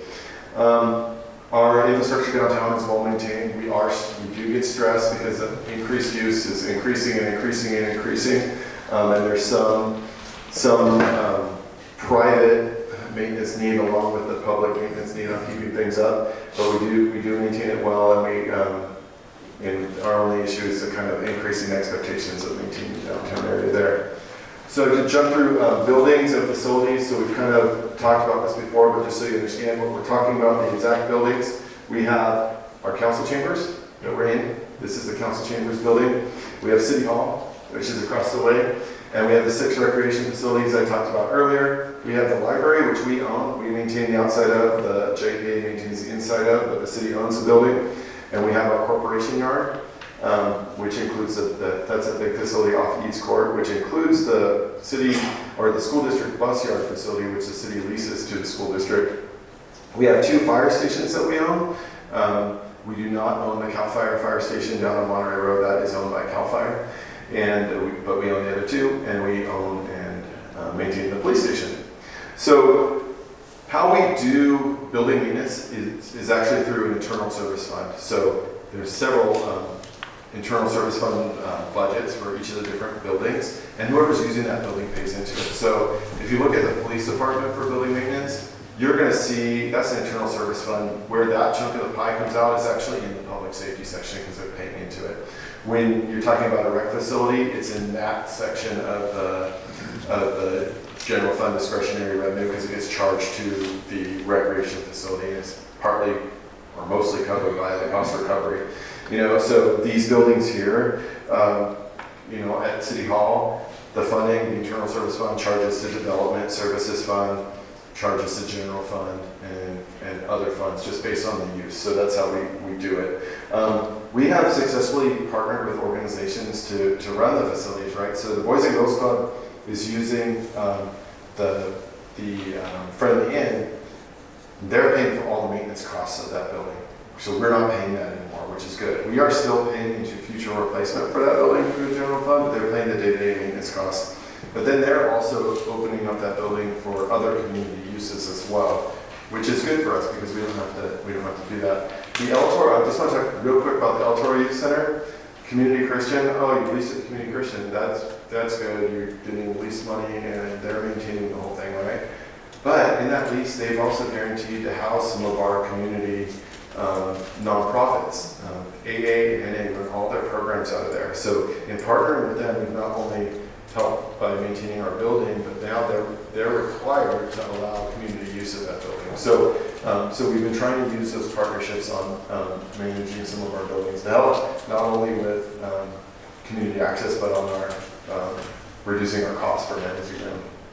And we do have an unfunded maintenance need in our future maintenance, in our future replacement. And the most of that money for that $257,000 is at the Outdoor Sports Center, because we've elected not to put away money specifically. But our partnership with our new operating partner really says any of the net revenues that come, right, or 75% of the net revenues that come out of that partnership will go into the replacement fund. So we're hoping that if successful in operating that facility, it's going to knock that number down as well. So we kind of strategically tried to do that. All right, so that's all of our infrastructure. That's all the stuff we're maintaining. So we have some considerations to think about. The first is the decline in prior revenues and funding options for the city. That is the RDCS funds and developer contributions, but it started further back than that. 10 years ago, when we had the RDA could maintain its facilities, and the RDA built all these facilities, so we could use redevelopment dollars to subsidize the maintenance of these facilities, which we no longer can. So user fees, general fund revenue are being pressured because of our alternate funding sources are no longer available because of things that have been completely outside the control of the city. First, the state taking away RDA, and next, the state taking away RDCS. And at the same time, the state takes these things away, they keep putting more and more pressure on us to follow all these rules. And I'm not saying the rules are bad, like they have rules on prevailing wage. Probably a good thing, right? Prevailing wage doesn't matter here because the cost in Silicon Valley is so much. People are getting paid prevailing wage for construction jobs. But our local contractors who have been doing electrical stuff or plumbing stuff for years get confused on trying to fill out all the state forms and just log on to the state system to sign up to the prevailing wage. So now, us trying to be helpful to our local users, we're having to have a person sit with them and help them figure out the state system just so they can bid on our small projects. So, and this is in projects that go down to $1,000 they have to register for these things, which doesn't seem like an impact, but it's a cost impact to us and it's a cost impact to our local contractors. And then our construction costs. I think Edith said this before, but guess what? Our construction costs are the same as those in San Jose. We're competing with those guys, even though our rent values and the revenue we can achieve from these things is far lower than it is from San Jose. And that goes back to our public facilities too. We're paying the same amount of cost as San Jose is to build things on the public side, but we don't have the revenue sources coming from all those big businesses that they have bringing in those tax revenues. So that has impacted us pretty dramatically on the cost side. We have increased fire protection demands for our open space that are hitting us, and we have direction from our council to stop using herbicides, which I think is going to cost us hundreds of thousands of dollars. And the council said, well, find a way to do it without it costing hundreds of thousands of dollars, and so we're working on that. But those are all stresses on our infrastructure funding for sure. So when we look at the total of our unfunded infrastructure needs, we looked at that as we rolled through. These are the things that we don't have money to do right now. We look at this 3.3 million, the majority of that, of course, being the pavement rehab. So if we have this 3.3 in needs that we aren't funding right now, those are one of the things we aren't funding right now. Now, worse off, we talked about this loss of RDCS funding, right? So as we're going through the presentation, this is funding we have right now that's going to be gone with 330 at least for the next 5 years. That's another $1.13 million that we aren't going to have. Question? And I don't know if you bring it up, but the governor is now saying he's going to hold SB1 funds if you don't comply with SB 330. Yeah, we have heard that. I thought we heard that the League of California Cities might have been successful in pushing that off, but we're keeping a close eye to it. But that's exactly the point, because they're saying you have to do it this way, and it's taking away our ability to make decisions at a local level. And then, basically punishing cities for doing it this way. So we've used the RDCS voluntary contributions for many years to help subsidize the operations for the city, which, is a fair thing to do within our growth control ordinance. But with that being gone, we've kind of multiplied our problem of our unfunded needs, because now we not only have these unfunded needs, we have these funded needs that are about to become unfunded needs coming up. So that's the big piece, and that 1.13 was a total of things we know. The other things we've been using money for on like one-time basis could lead to millions of dollars in lost revenue too, and that's, we've used RDCS capital projects to do the things that impact fees can't do. Like, we can't fix existing sidewalks with impact fees. We can't put those in-ground lights in existing streets. We've been talking about fixing the frontage of Britain when the school district fixes that frontage. All those things we've done through those voluntary contributions. They're all going away. Our bike safety stuff, our pet safety stuff, that money's going to go away. That's capital money in the millions of dollars, maybe not on an annual basis, maybe millions on an annual basis, but not something we quantify the individual projects that's going away. So getting back to Doug's point, just want to go through a couple of the prior conversations on infrastructure funding. So we use the general fund temporarily for increases in pavement costs. We've talked about doing that when we have a general fund reserve, and that can be a strategy, but as we've gone through this process, we know that's not a good strategy for the upcoming years. We've talked about developing new financing mechanisms. So this is Doug's conversation. Many cities use community facility districts and lighting and landscape districts to fund infrastructure. So one, City of Campbell has citywide landscape and lighting district, funds their street lights, funds their traffic signal maintenance, and helps actually fund some other park maintenance.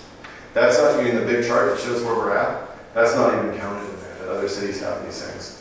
Milpitas, where our finance director came from, at some point they said, we're putting a community facility district over all new development to pay for streets that are built, street maintenance. And so Milpitas has done that, so now we're turning millions of dollars a year to them.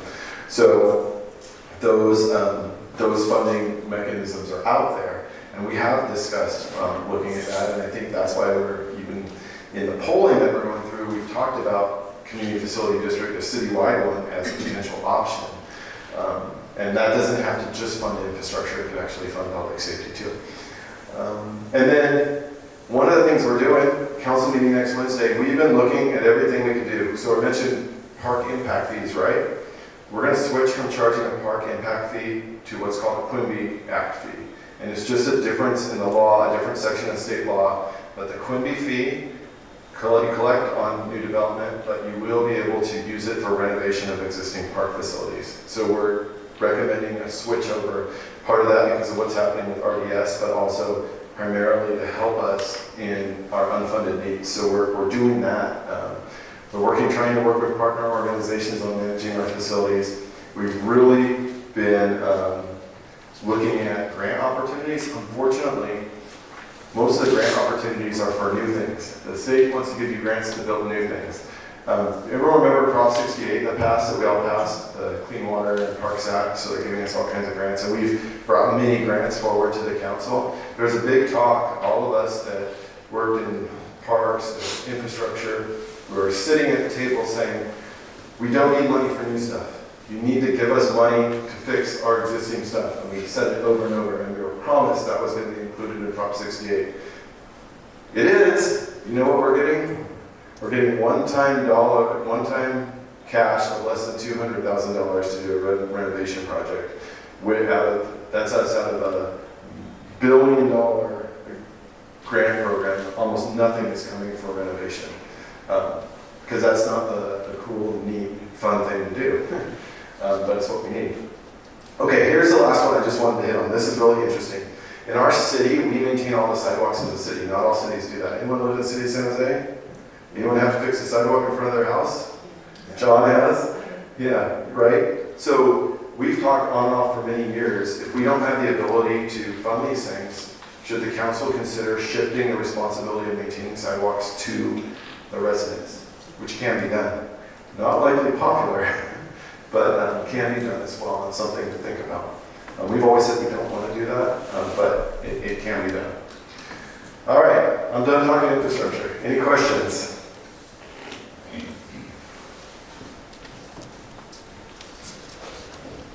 This is about wastewater treatment. Now, typically in wet processing businesses, industries, they pay higher fee because they are based upon BOD loading. There are, including these wineries and all that, I don't know whether they are washing down. Their BOD loading is higher. How is that handled here? Typically in a bigger cities, they put a monitors, how much they have disturbed and how much is the BOD loading. Then that fee goes up for wastewater disposal. So we do meter our commercial users that put stuff into the wastewater. Unlike residential, your rates are based on your water usage. For commercial, they may meter, and we do actually inspect. Actually, the same organization that runs the treatment plant does work with the commercial users that are putting those things into the wastewater. And the fee structure for commercial users is different intentionally than our residential users based on the specs. Does that make sense? Yes, some industries they put more, they have to wash it down, typically the food, meat processing and all. Yeah, I don't know that we separate the wastewater. They pay much higher wastewater discharge fee. I'm not sure, Harjo, do you know, we don't separate for commercial wastewater. We do it all by use, not by the different type of use, do we? We do for wastewater, we do separate types of uses within commercial. Like restaurants obviously get charged a higher rate than an office building. Yeah.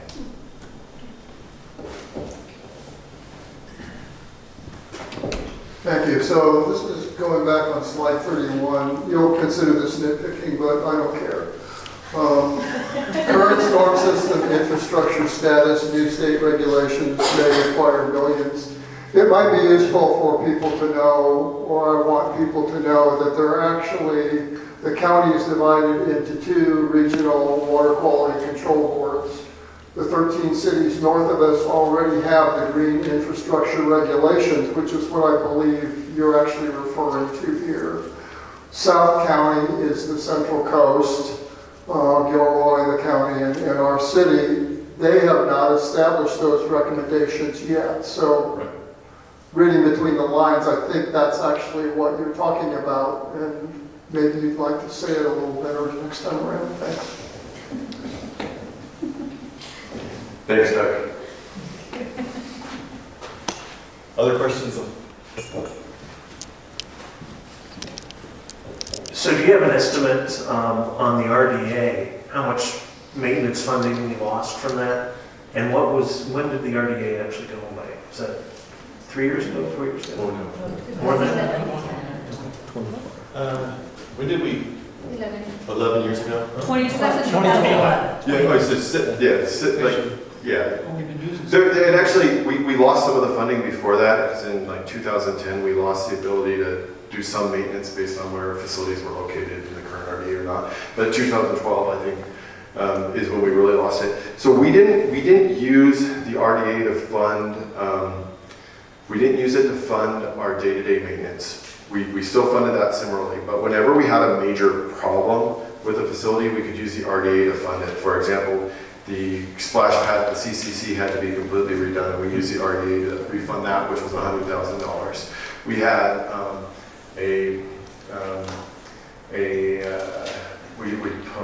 we put the solar panels in at the recreation center to offset operating costs. We used RDA dollars to do that. That's one of the final RDA expenses. And so we'd have some of these big things. We had to repair the whole aquatic center pool deck, which was hundreds of thousands of dollars. The RDA was able to do that because it was its own facility. So we no longer, we lost the ability to do that. So I'm not sure how much we were doing. We were also using it to do things with our streets. We funded the improving the overpass at Tennant Avenue with the RDA. I believe the Butterfield overpass, RDA funded. So those are quite a few things that we wouldn't have been able to fund without the RDA. And then the maintenance, I guess, millions of dollars over the time. I'm not sure if it would average to millions of dollars a year, but hundreds of thousands. Are there infrastructure questions? Chris, I have a quick comment on the RDA and infrastructure. So when it comes down to public facilities, one of the other last projects that Rick Bauman funded was the parking garage downtown. And I know that we are not talking about it yet, but I mentioned at the last conversation, we're going to have to start thinking about future parking needs for downtown. That's a significant project as well.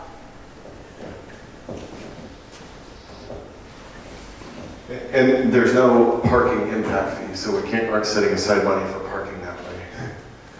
All right, so that's the end of infrastructure. We're going to jump to traffic. I think we can get through the traffic piece pretty quickly. We're cool to keep rolling.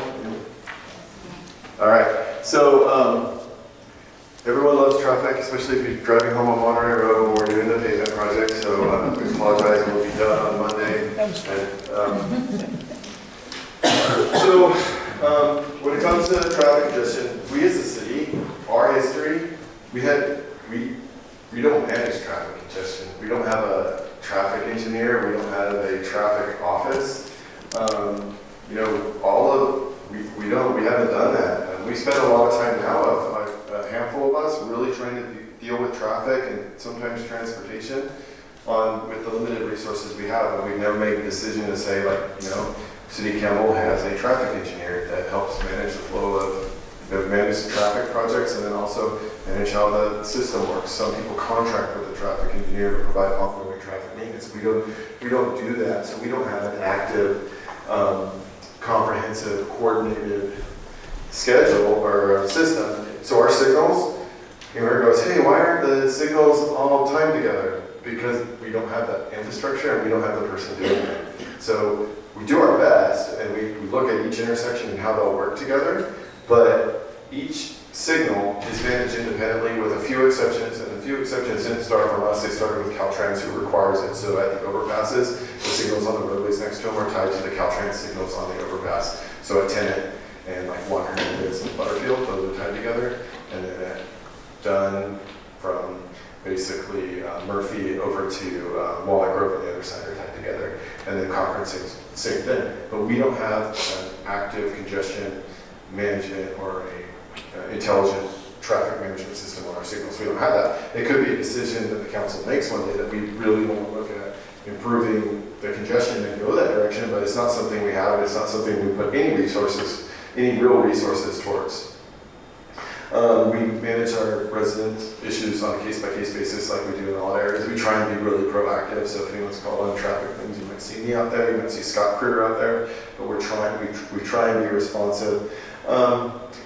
And we regularly coordinate with our police department. A lot of that is not always based on traffic congestion, though, it's on safety. And so we typically prioritize safety over congestion. And then we do a lot of capital improvement projects that relate to it. So when we're talking about this traffic management and traffic, so we'll talk about what we decided to do was do a real study to look at what happens and what comes through our city as far as traffic goes, from what our own residents doing and what is cut through traffic. Because if we just have so much cut through traffic, that if we improve, the timing of the signals on some of our streets, but then just pull more people off 101, and it works the same way for our residents, is that we're spending the money. So we really wanted to look at that. So we hired Hexagon Consultants to do a cut-through traffic study. And the point of that study was to estimate the amount of regional cut-through traffic on major roadways in the city, and then identify the cut-through routes, as well as look at the impacts of some of our one of our upcoming improvements and some potential improvements as far as signal synchronization go. This study used mobile phone application data. Completely anonymous, I always tell them, so we don't have anyone's cell phone data here, and Hexagon doesn't have any personal information on the data they have. We have none of that. But it's actually a cool thing because it didn't cost us a whole bunch of money, because now you can use this data to look at things. Data is probably not perfect, as other people have pointed out, but it gives us an idea. So what did we find out? Yes, there's significant cut-through traffic on city streets. There is still an opportunity to improve the congestion for residents without just pulling people off the highway. And then just jump to this guy. In the morning, 31% of the people coming north through Morgan Hill are coming through on our streets and not the highway. In the evening, 39% are using our streets and not the highway. They may jump on and off the highway, but at least 31% morning, 39% evening are not using the highway to pass through Morgan Hill. They're passing through on our roadways. So AM, big cut through, not surprising, Butterfield, South End, Condit, Murphy. So you see Condit and Murphy and you're like, what? That's the 152 traffic that's cutting through from Gilroy because of the backup. And so the east side in the morning, people are kind of jamming into that side. And then obviously Watsonville, Tenet, and Monterey coming from that direction are up there as well. In the evening, the east side kind of goes away. Why? Because there's no roads coming south on the east side, they're all on the west side. So as you figure, Monterey, DeWitt, Cochrane, Sunnyside, Hale, and Butterfield are the big cut-through traffic locations. Surprise, surprise, Highway 101 is a significant cause of our local congestion. But it really is, and our local congestion is really tied to how much congestion there is on 101. And improving some of our local roadways could have a positive impact for our residents. So the Hale Avenue extension in the study, it tested it. It should relieve Monterey a little bit of the traffic on Monterey based on putting Hale Avenue through like we've planned. I have a question. When they were talking about expanding Hale, improving the traffic flow, were they assuming that people would not change the way they were driving because of the existence of Hale? So they are assuming that if Hale is built, they would model how many people would go that way instead of using Monterey based on the destination that the people have been going. That's how their model really works. Does that make sense? So they do take it into consideration? Yeah. Well, they take it into consideration, but wouldn't that mean that the cut-through routes would change? Because what I've been reading is that you can improve a road, increase the capacity, but that doesn't limit the amount of traffic that you have. What happens is that people adjust how they drive, where they drive. Yeah. So we just put congestion on different streets. So I think what you're saying is if we build it, they will come. That's true. That's just dependent on how, I mean, the amount, we're the center of the hourglass going to Silicon Valley from all the places to the south. And you can see we have people, they're driving through us from Los Banos, from Monterey, all those directions. And it comes down to, we are the center of the hourglass. So if jobs continue to be built up there and not here and not to the south of us, that traffic is going to continue to increase. And even if we try and do everything we can to slow people down through here, I don't know if that's going to have an impact on people choosing to live down there or not. They may, but that's something we haven't necessarily looked at. But you're 100% right. The patterns will change based on where the flow goes. So the path of least resistance. I mean, it's like check. The path of least resistance, it's like water, right? It's going to flow to the path of least resistance. Is there any feedback on other things that people can do? I mean, there's a lot about getting people, who don't have to be on the road. Oh, right. Right. I don't know. Yeah, so I'm gonna get to that. So I think that's a really big point. So yeah, I'm definitely gonna get to that. I mean, like for school buses. Yeah, in like public transportation and all those sorts of things, right? Well, yeah, you have all these parents who drive through the city to drop off their kids. Yeah. But if all their kids went to school on school buses, you could have those people on the road. Yeah, I think that's something we will talk about that in just a second. I think the contribution was better than mine. I was going to suggest toll booth. Let's hold it. So we charge people a toll fee to drive through Morgan Hill. There's some legal restrictions. We've actually been looking at that. Los Gatos has been looking at that and done some things they were told they probably weren't allowed to do. So there's. Well, I have to And there have been cities that have implemented roads that people, pay for in order to get rapidly through a city. And it does have a difference. It makes a difference on the traffic through the city.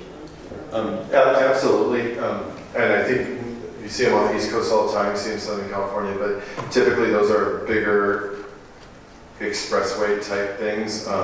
And we can continue to look at that. Definitely something we want to keep looking at. So just to talk about kind of where our focus is with the existing resources we have, and this is what I presented to the council, and kind of said keep going in that direction. We're going to continue, and our big focus is completing that Hale Avenue Santa Teresa corridor. So finishing our Hale Avenue project, which we hope to kick off in the spring. We think we're this close to getting our funding agreement with BTA with Measure B funds to start that project. We want to add. On the board agenda. What? It's on the board agenda. Yeah, not the exact amount, but that they should enter into an agreement with the city of Morgan Hill separately, which is good, because that's what we advocated for. We didn't want to have to go through the county and then to us, which that's win number one for us. Number two will be the amount. So we want to advocate for Hale Avenue Phase 2. What's that? That's the county's project that aligns DeWitt and Sunnyside. So then Hale Avenue really becomes a long-term straight route through. But we're happy with Phase 1. And then we're kind of working in order. Then we can deal with the intersections in the corridor. Where are the intersections that people talk to you most about Morgan Hill that need traffic signals? Watsonville and Tilton. Watsonville and Santa Teresa and Tilton. And Santa Teresa, yes. So but why don't we put just another signal at, say, Tilton and Santa Teresa right now? Or a roundabout. Because what's going to happen? They're going to go through that signal, everyone's going to go through that signal, they're going to go through the intersection in Congress with the light, and guess what intersection is just going to get jammed with traffic? You already see it now. Wright Avenue is going to turn into a mess, and we're putting that traffic in the middle of town. So our strategy is to be, with this corridor, we have to take it a step at a time. And we're using a lot of our traffic impact fees to complete Hale Avenue. We don't have a lot of money left for the other things. We have limited resources. Is there any money being spent to divert traffic from Hale and Monterey onto Butterfield? On the Butterfield, there's a lot of money spent in building Butterfield. We don't have, and we have signage, all the truck route signage sends people that way. We want to educate people to do that, but we can't necessarily make people do that. I mean, Butterfield's flowing. People are using that traffic pattern. We see that from the study. So Butterfield's working. When we talk about the Monterey corridor, we really are talking about Butterfield because our intent is Monterey corridor through Morgan Hill goes on Butterfield. It doesn't go through downtown. But do we have spend money ourselves? We've spent money building that, but we haven't. I don't know. I don't know how we could spend money to just get more people to do it. But it's something for us to think about. I mean, I'm talking about Hill because I go on Hill when I go to work, and I have concerns about high traffic on Hill because there's bicyclists.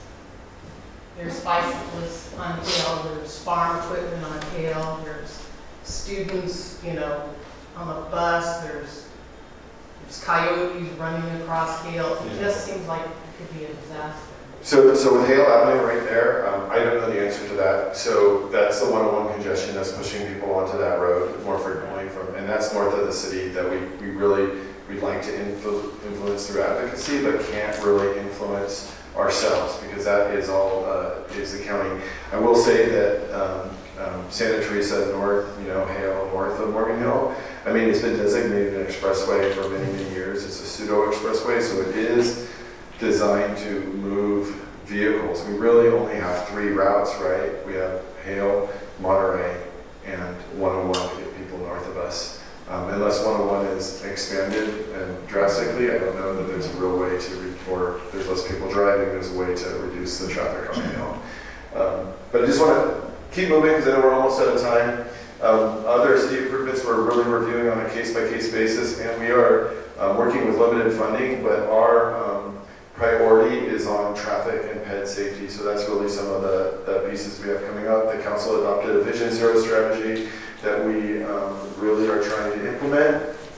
And the whole bad part about our pedestrian safety improvement program that we're doing, all the stuff in the CIP for ped safety, and even some of the minor things we're doing with congestion management besides Hill Avenue are all funded through developer contributions to RDCS. So that's the stuff that's also in jeopardy. So it's another difficult situation for us, and we are working on that. So just give you some of the current projects that are related to ped safety. We have done some stuff at intersections on the push buttons and the ped heads, which have more countdown timers. We're putting enhanced crosswalks throughout the city. Main Avenue, we should have bike lanes all the way down that, improve some of the sidewalks there. We're going to be putting enhanced crosswalk at Wright and Del Monte, and ones at La Crosse on the trail. And we're doing some signal improvements on Butterfield Drummond/Digital. That was just done. We put some arrows, the left turn arrows in on that, which is a traffic safety measure, and actually it's not good for congestion. It actually slows people down, but it makes it safer. Then we're doing the same. We'll be doing the same thing on Monterey and Spring, and actually working on that median on Monterey Road will be extended through a developer. And then we're going to be working on the Burnett, hopefully working on the Britain frontage improvements next up Britain. Just some other things that people always ask about with traffic that we are looking into. Speed limits, right? How do we set them typically? It's the 85th percentile. Doug will give you a whole dissertation on speed limits. He knows them as well. But there may be some opportunity for us to look at how we set speed limits in the future. The state has a Vision Zero task force that's going to make some recommendations on how the state allows municipalities to set speed limits, and that's due out in January. So there may be some ways to, hey, why is that speed limit 45 miles an hour? Because everyone drives 50 miles an hour. We can't put it lower than 45. So, but there may be a different way of setting those in the future in the state, and as Doug tells me, the federal government will allow us to do it in the future. We are kind of looking at what does it mean for us to be involved in the Waze data sharing. So VTA is kind of taking the lead on setting up an agreement that will allow all local jurisdictions to share data with Waze. We don't have a lot of information on how beneficial that will be for us or what kind of resources it will take from us to actually share our data. So we're looking at that closely, but it is something we're looking at. We continue to work on traffic calming efforts. A lot of our stuff has to do with striping and bulb outs, but as we go through the projects I mentioned, those are some of the things we're trying to do. And then VTA does have a grant to do a community-based transportation plan. Has anyone heard the outreach for that that's been going on over the last couple of months? But they're going to have a recommendation on that, which tells us specifically, hey, how will people within the city, what should be your priority transportation? What are your transportation needs? And how should we as VTA and you as a city and others prioritize those needs? So everyone always asks, when is 101 going to get widened? From Morgan Hill down to Gilroy. Well, it's in a recent Caltrans plan, I think 2017, is there. They have a plan for it, and 101 to, I think it was, I can't remember if it's San Martin or Maston. Actually, I think it's Maston, is a $100 million project to add another lane, which would be a carpool or carpool lane. But that could be huge because that is all another 100 million plus to get it down to Gilroy at 25. But if that's there, and we get that 25% volume increase on that roadway, and we have 30% coming through town, we kind of do the math. That really could lighten what we're doing, especially for north and southbound traffic for us, because that's the cut through. So it's something that, we always say you can't build your way out. We have to look regionally, we have to look at public transportation. Yes, we have to do that for the long term. But something short term, if we could get the state to widen 101, could make a huge difference for us as we're going forward. So in our future traffic planning efforts, we do consider our resource limitations, but these are our focus areas. So we're going to identify, we need to try and identify this alternate funding due to the loss of the RDCS revenue that we've been using. We will continue to prioritize safety over the speed of getting through town, and that's because our council has adopted the Vision Zero plan, and that we're going to prioritize those things. And then the third one's a big one that we're working on. Christina is working on, City of Gilroy is working on, and our elected officials, Edith, all working on, have a meeting on Monday that is really advocating for South County as a transportation corridor, where those businesses that are to the north of us that keep building more and more jobs, but not houses, and then the communities to the south of us that are just building those houses and sending them through Morgan Hill. We need to advocate on a couple things, but one of them, this is a regional use, not just a Morgan Hill problem. And you know, Monterey Road and Santa Teresa are not managed regionally; they're managed on a jurisdiction basis on who runs what. And we need to work to improve that corridor. And that doesn't just mean the traffic improvements, but that is Caltrain and bus service as well, and all those other things that we are trying to do. We're going to continue to actively pursue grant opportunities, support BTA and the community-based transportation plan, and get Hale Avenue construction. And the council has asked us to do another workshop on traffic in the spring of 2020. And then done with traffic. I'll go to Brian first. Thanks, Chris, for your presentation. One of the things up here which I think we might want to add for future traffic planning is what effect is the high-speed rail going to have on the crossings and the backup of traffic as they come through town.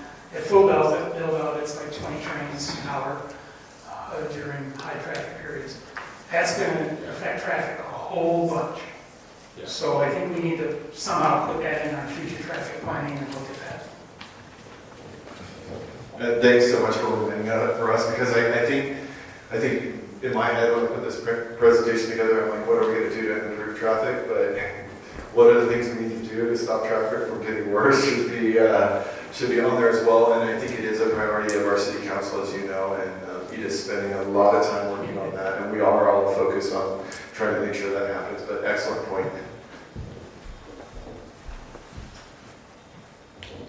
Also, thank you for this presentation. The traffic talk that you just did, you did for the council a couple of weeks ago. And one of the things that I'm sensitive to, and perhaps this group wants to be sensitive to it as well, is that there are things that the community is talking about that get them really excited, but that we have very little or no ability to influence or change, like adding another lane to 101. Maybe the political team or your leadership can do something, but most of us can't do anything about that. So I would like us to keep in mind, where can we actually make a difference and have an impact, as opposed to what people are talking about. You know, it's too bad, but anyway. I understand that dealing with the state and the federal government is probably harder than dealing with your local elected officials. But I would like to say that we have local elected officials, one of them that has part-time office hours here, and if we've never reached, we talk to them all the time as city staff, but if our residents aren't ever reaching out and saying anything, I don't know that we can say that we can't impact that. You might not be able to work through me to impact that or our city council members, but I think you can have an impact on that. Maybe nice response. I think you're right. There is a limited amount of things that the city can do, but I think that businesses, the job providers, they really do need to get involved, and the trend is for people to work part-time at home more and more. And so I think that our businesses, our large employers, should be encouraged to allow more of their workers to spend more time at home. If you can work 2 days at home, that would really have an impact. I think that's an excellent point, and it goes back to, but I would say this, it goes back to this being a big regional problem, because even if we make all those changes in Morgan Hill, which would be great because we need to set the example, the people that are impacting a lot of that congestion are not the people driving back. Some of them driving Morgan Hill north, but it's everybody coming through are the most impactful to us. So, we really need maybe we can set the example, and then we need Palo Alto and Cupertino and all of our friends up there to follow our example, because that could make a huge benefit for us. This is kind of in regards to what Doug said, but also something that Edith brought up earlier. Part of the challenges we're going to see with SB 330 is that one of the things that goes away is our ability to require developers to have parking in certain situations. So we already have a parking issue downtown, and we're going to see that parking issue get even worse as we lose our ability to require developers to have parking spaces. So one of the things that, in talking about Morgan Hill being a thoroughfare, one of the things that's really important to know is that VTA actually came out with a policy a couple of years ago where they've said, we're going to put our dollars and our resources into the routes that are the most used routes, and we are going to cut services to those areas that we consider to be those less used areas, which for Morgan Hill is our entire region. And it creates this vicious cycle where people can't use VTA, they can't use public transportation because we don't have the routes available, and the ones that we do have, people have the inability to get home once they take it.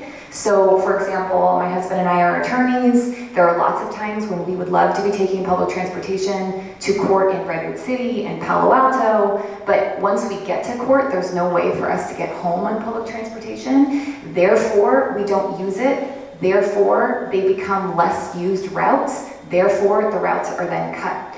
So, not only do we need to work on advocating to our public officials, but we also need to work in advocating to VTA and other transportation providers to say, you are creating this problem that is a cycle to which people cannot use public transportation. Therefore, you are limiting their ability to get to things like doctor's appointments. You're limiting their ability to get to grocery stores for the people that are the most underutilized or underserved members of our community. So yes, I want to support VTA, but I also want us to get mad at them for taking our tax dollars and using them in other areas and not supporting us down here. But there's only so much. I've had this conversation with VTA, and their response was that was the policy decision that was made. So unless they hear from individual users that say, hey, you're using my tax dollars and you're not providing for me, then they have no incentive to change that policy. Thank you. Really brief. So just to make you aware of the things that could be done, the Caltrain is putting together right now their business plan for 2040. And they're trying to figure out what is going to be the service plan for the entire region. And they have identified a certain amount of potential service to South County that would increase from what we currently have of 3 trains each direction a day to having 2 trains during peak time each direction and 1 train during non-peak time. Now the question is whether we're going to stay on the plan or not. From the numbers it shows it, but there's politics right now. People up in the peninsula already see us outside of the curve belt, and there are active comments being made where they're saying we, Caltrain, cannot continue to sustain South County. So if we want Caltrain service and we think that is part of the solution, then we need to actively develop a campaign to stay on that. I think that one of the biggest threats for South County and for us is that it is possible that if we don't get electrification of the corridor, our station may be chopped, may not be able to be sustained in the long run. And that is what the documents are saying. And for better or for worse, the only way that we can get electrification out of here, because it's in the billions of dollars, is right now being thought about or solved for through high-speed rail, right? So those 2 connections. And then the last thing that I will say is, Doug said, well, or somebody said, what are the things that we can actually do? what is it that we as a community that we can do on traffic? A lot of this traffic is not us, it's not here, and I don't think it's gonna go anywhere anytime soon. So my best recommendation for us as a community is to make sure that we get our get. Traffic may not go away, but how do we become a sustainable community in the long run? So if we as a community choose to make choices on projects because of the pinch that we feel on traffic is not going to go away, and we may still not get the sustainability that we need and the quality of life.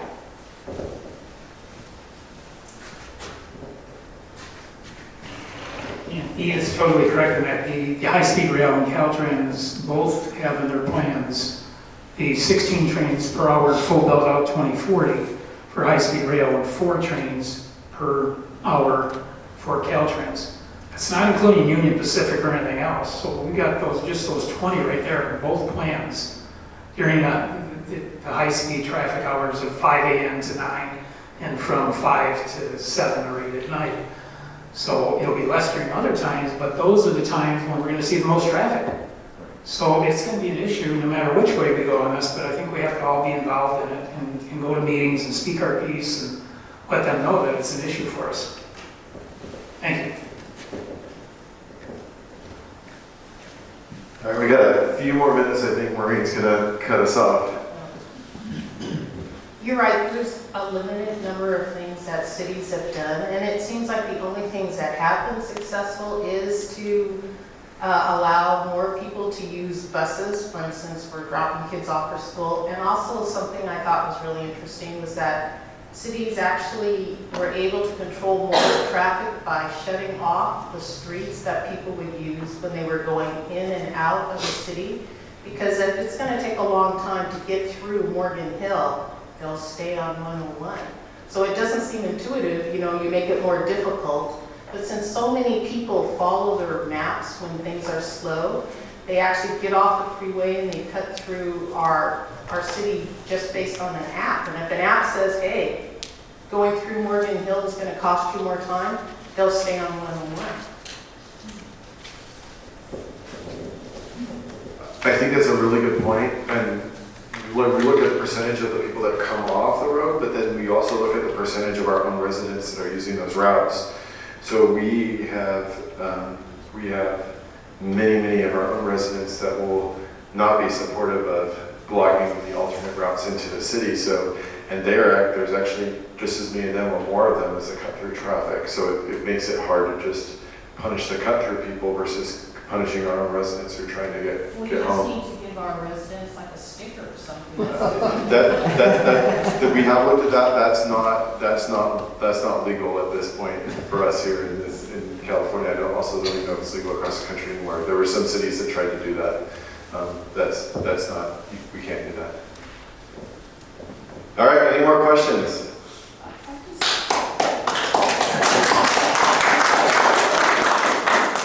One really quick question. I know RDA was eliminated, and now RDCS is going to be eliminated. Why is that? Why is RDCS being eliminated?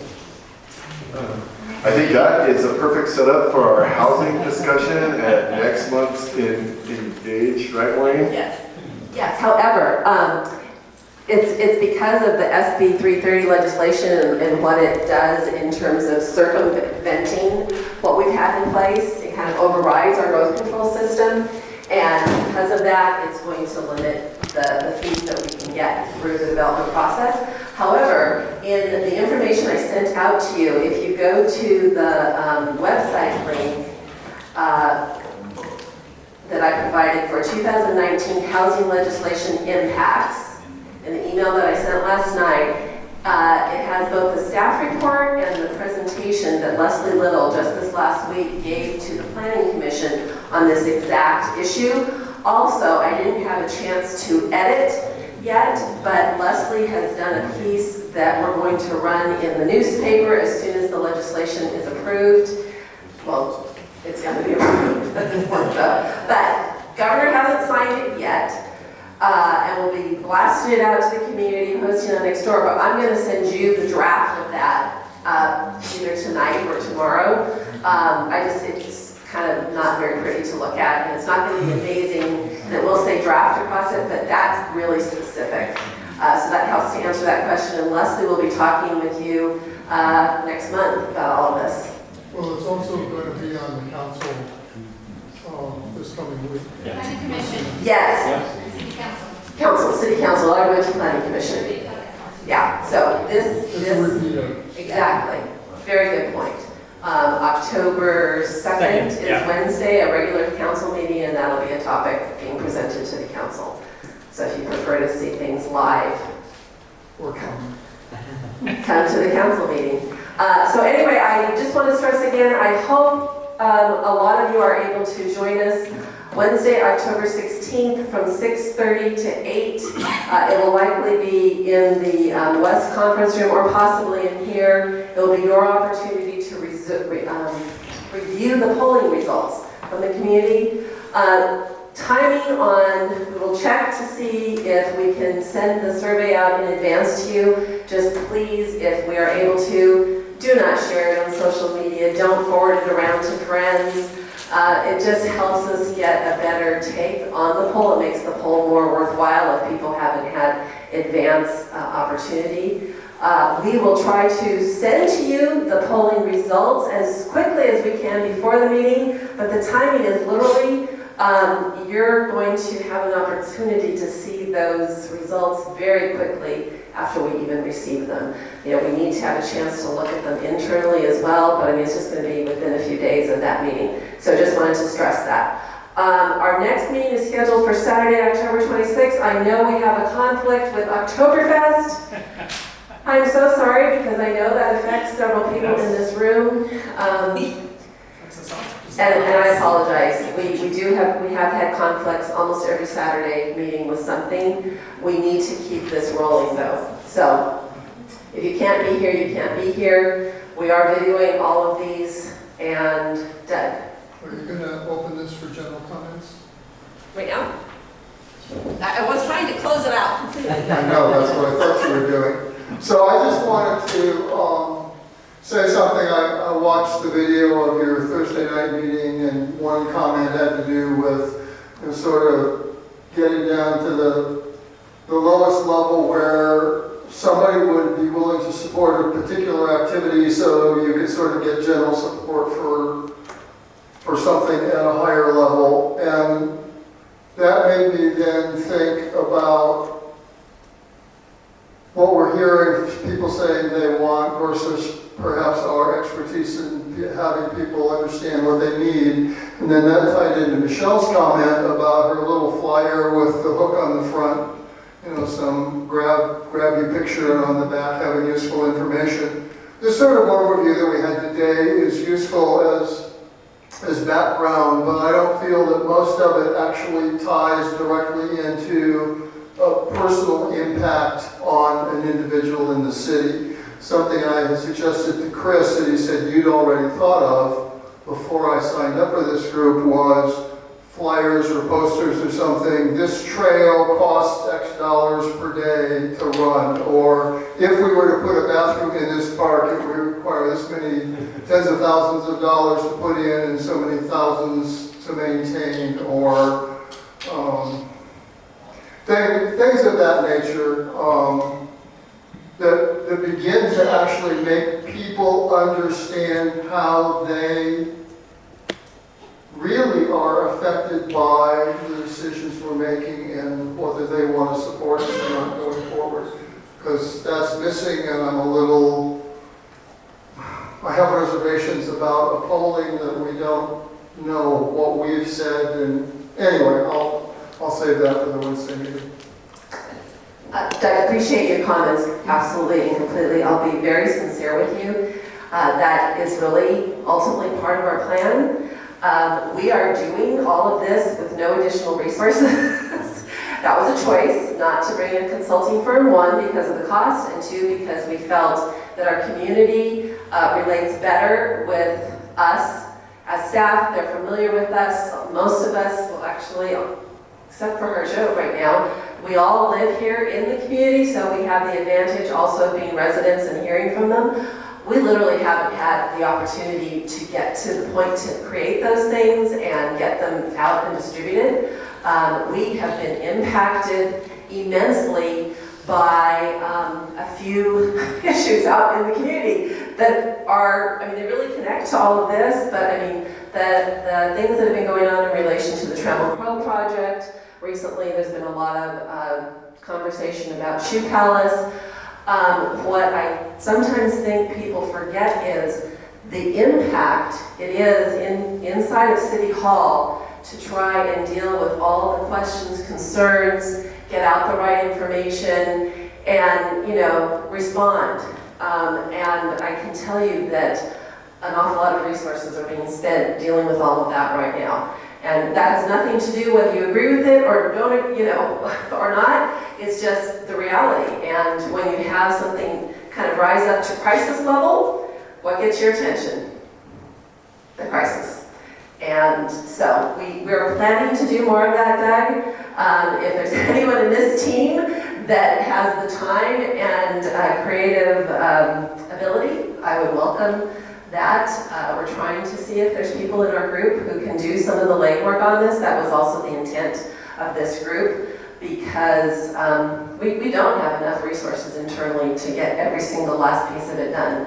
And we're hoping to get there. Thank you. Thank you. Anything else before we close out? Thank you. Okay, thank all of you. So appreciate your interest, time, and willingness to participate. Have a great weekend, and hopefully we'll all kind of run into each other at Taste of Morning Hill. You're not ready, right? No.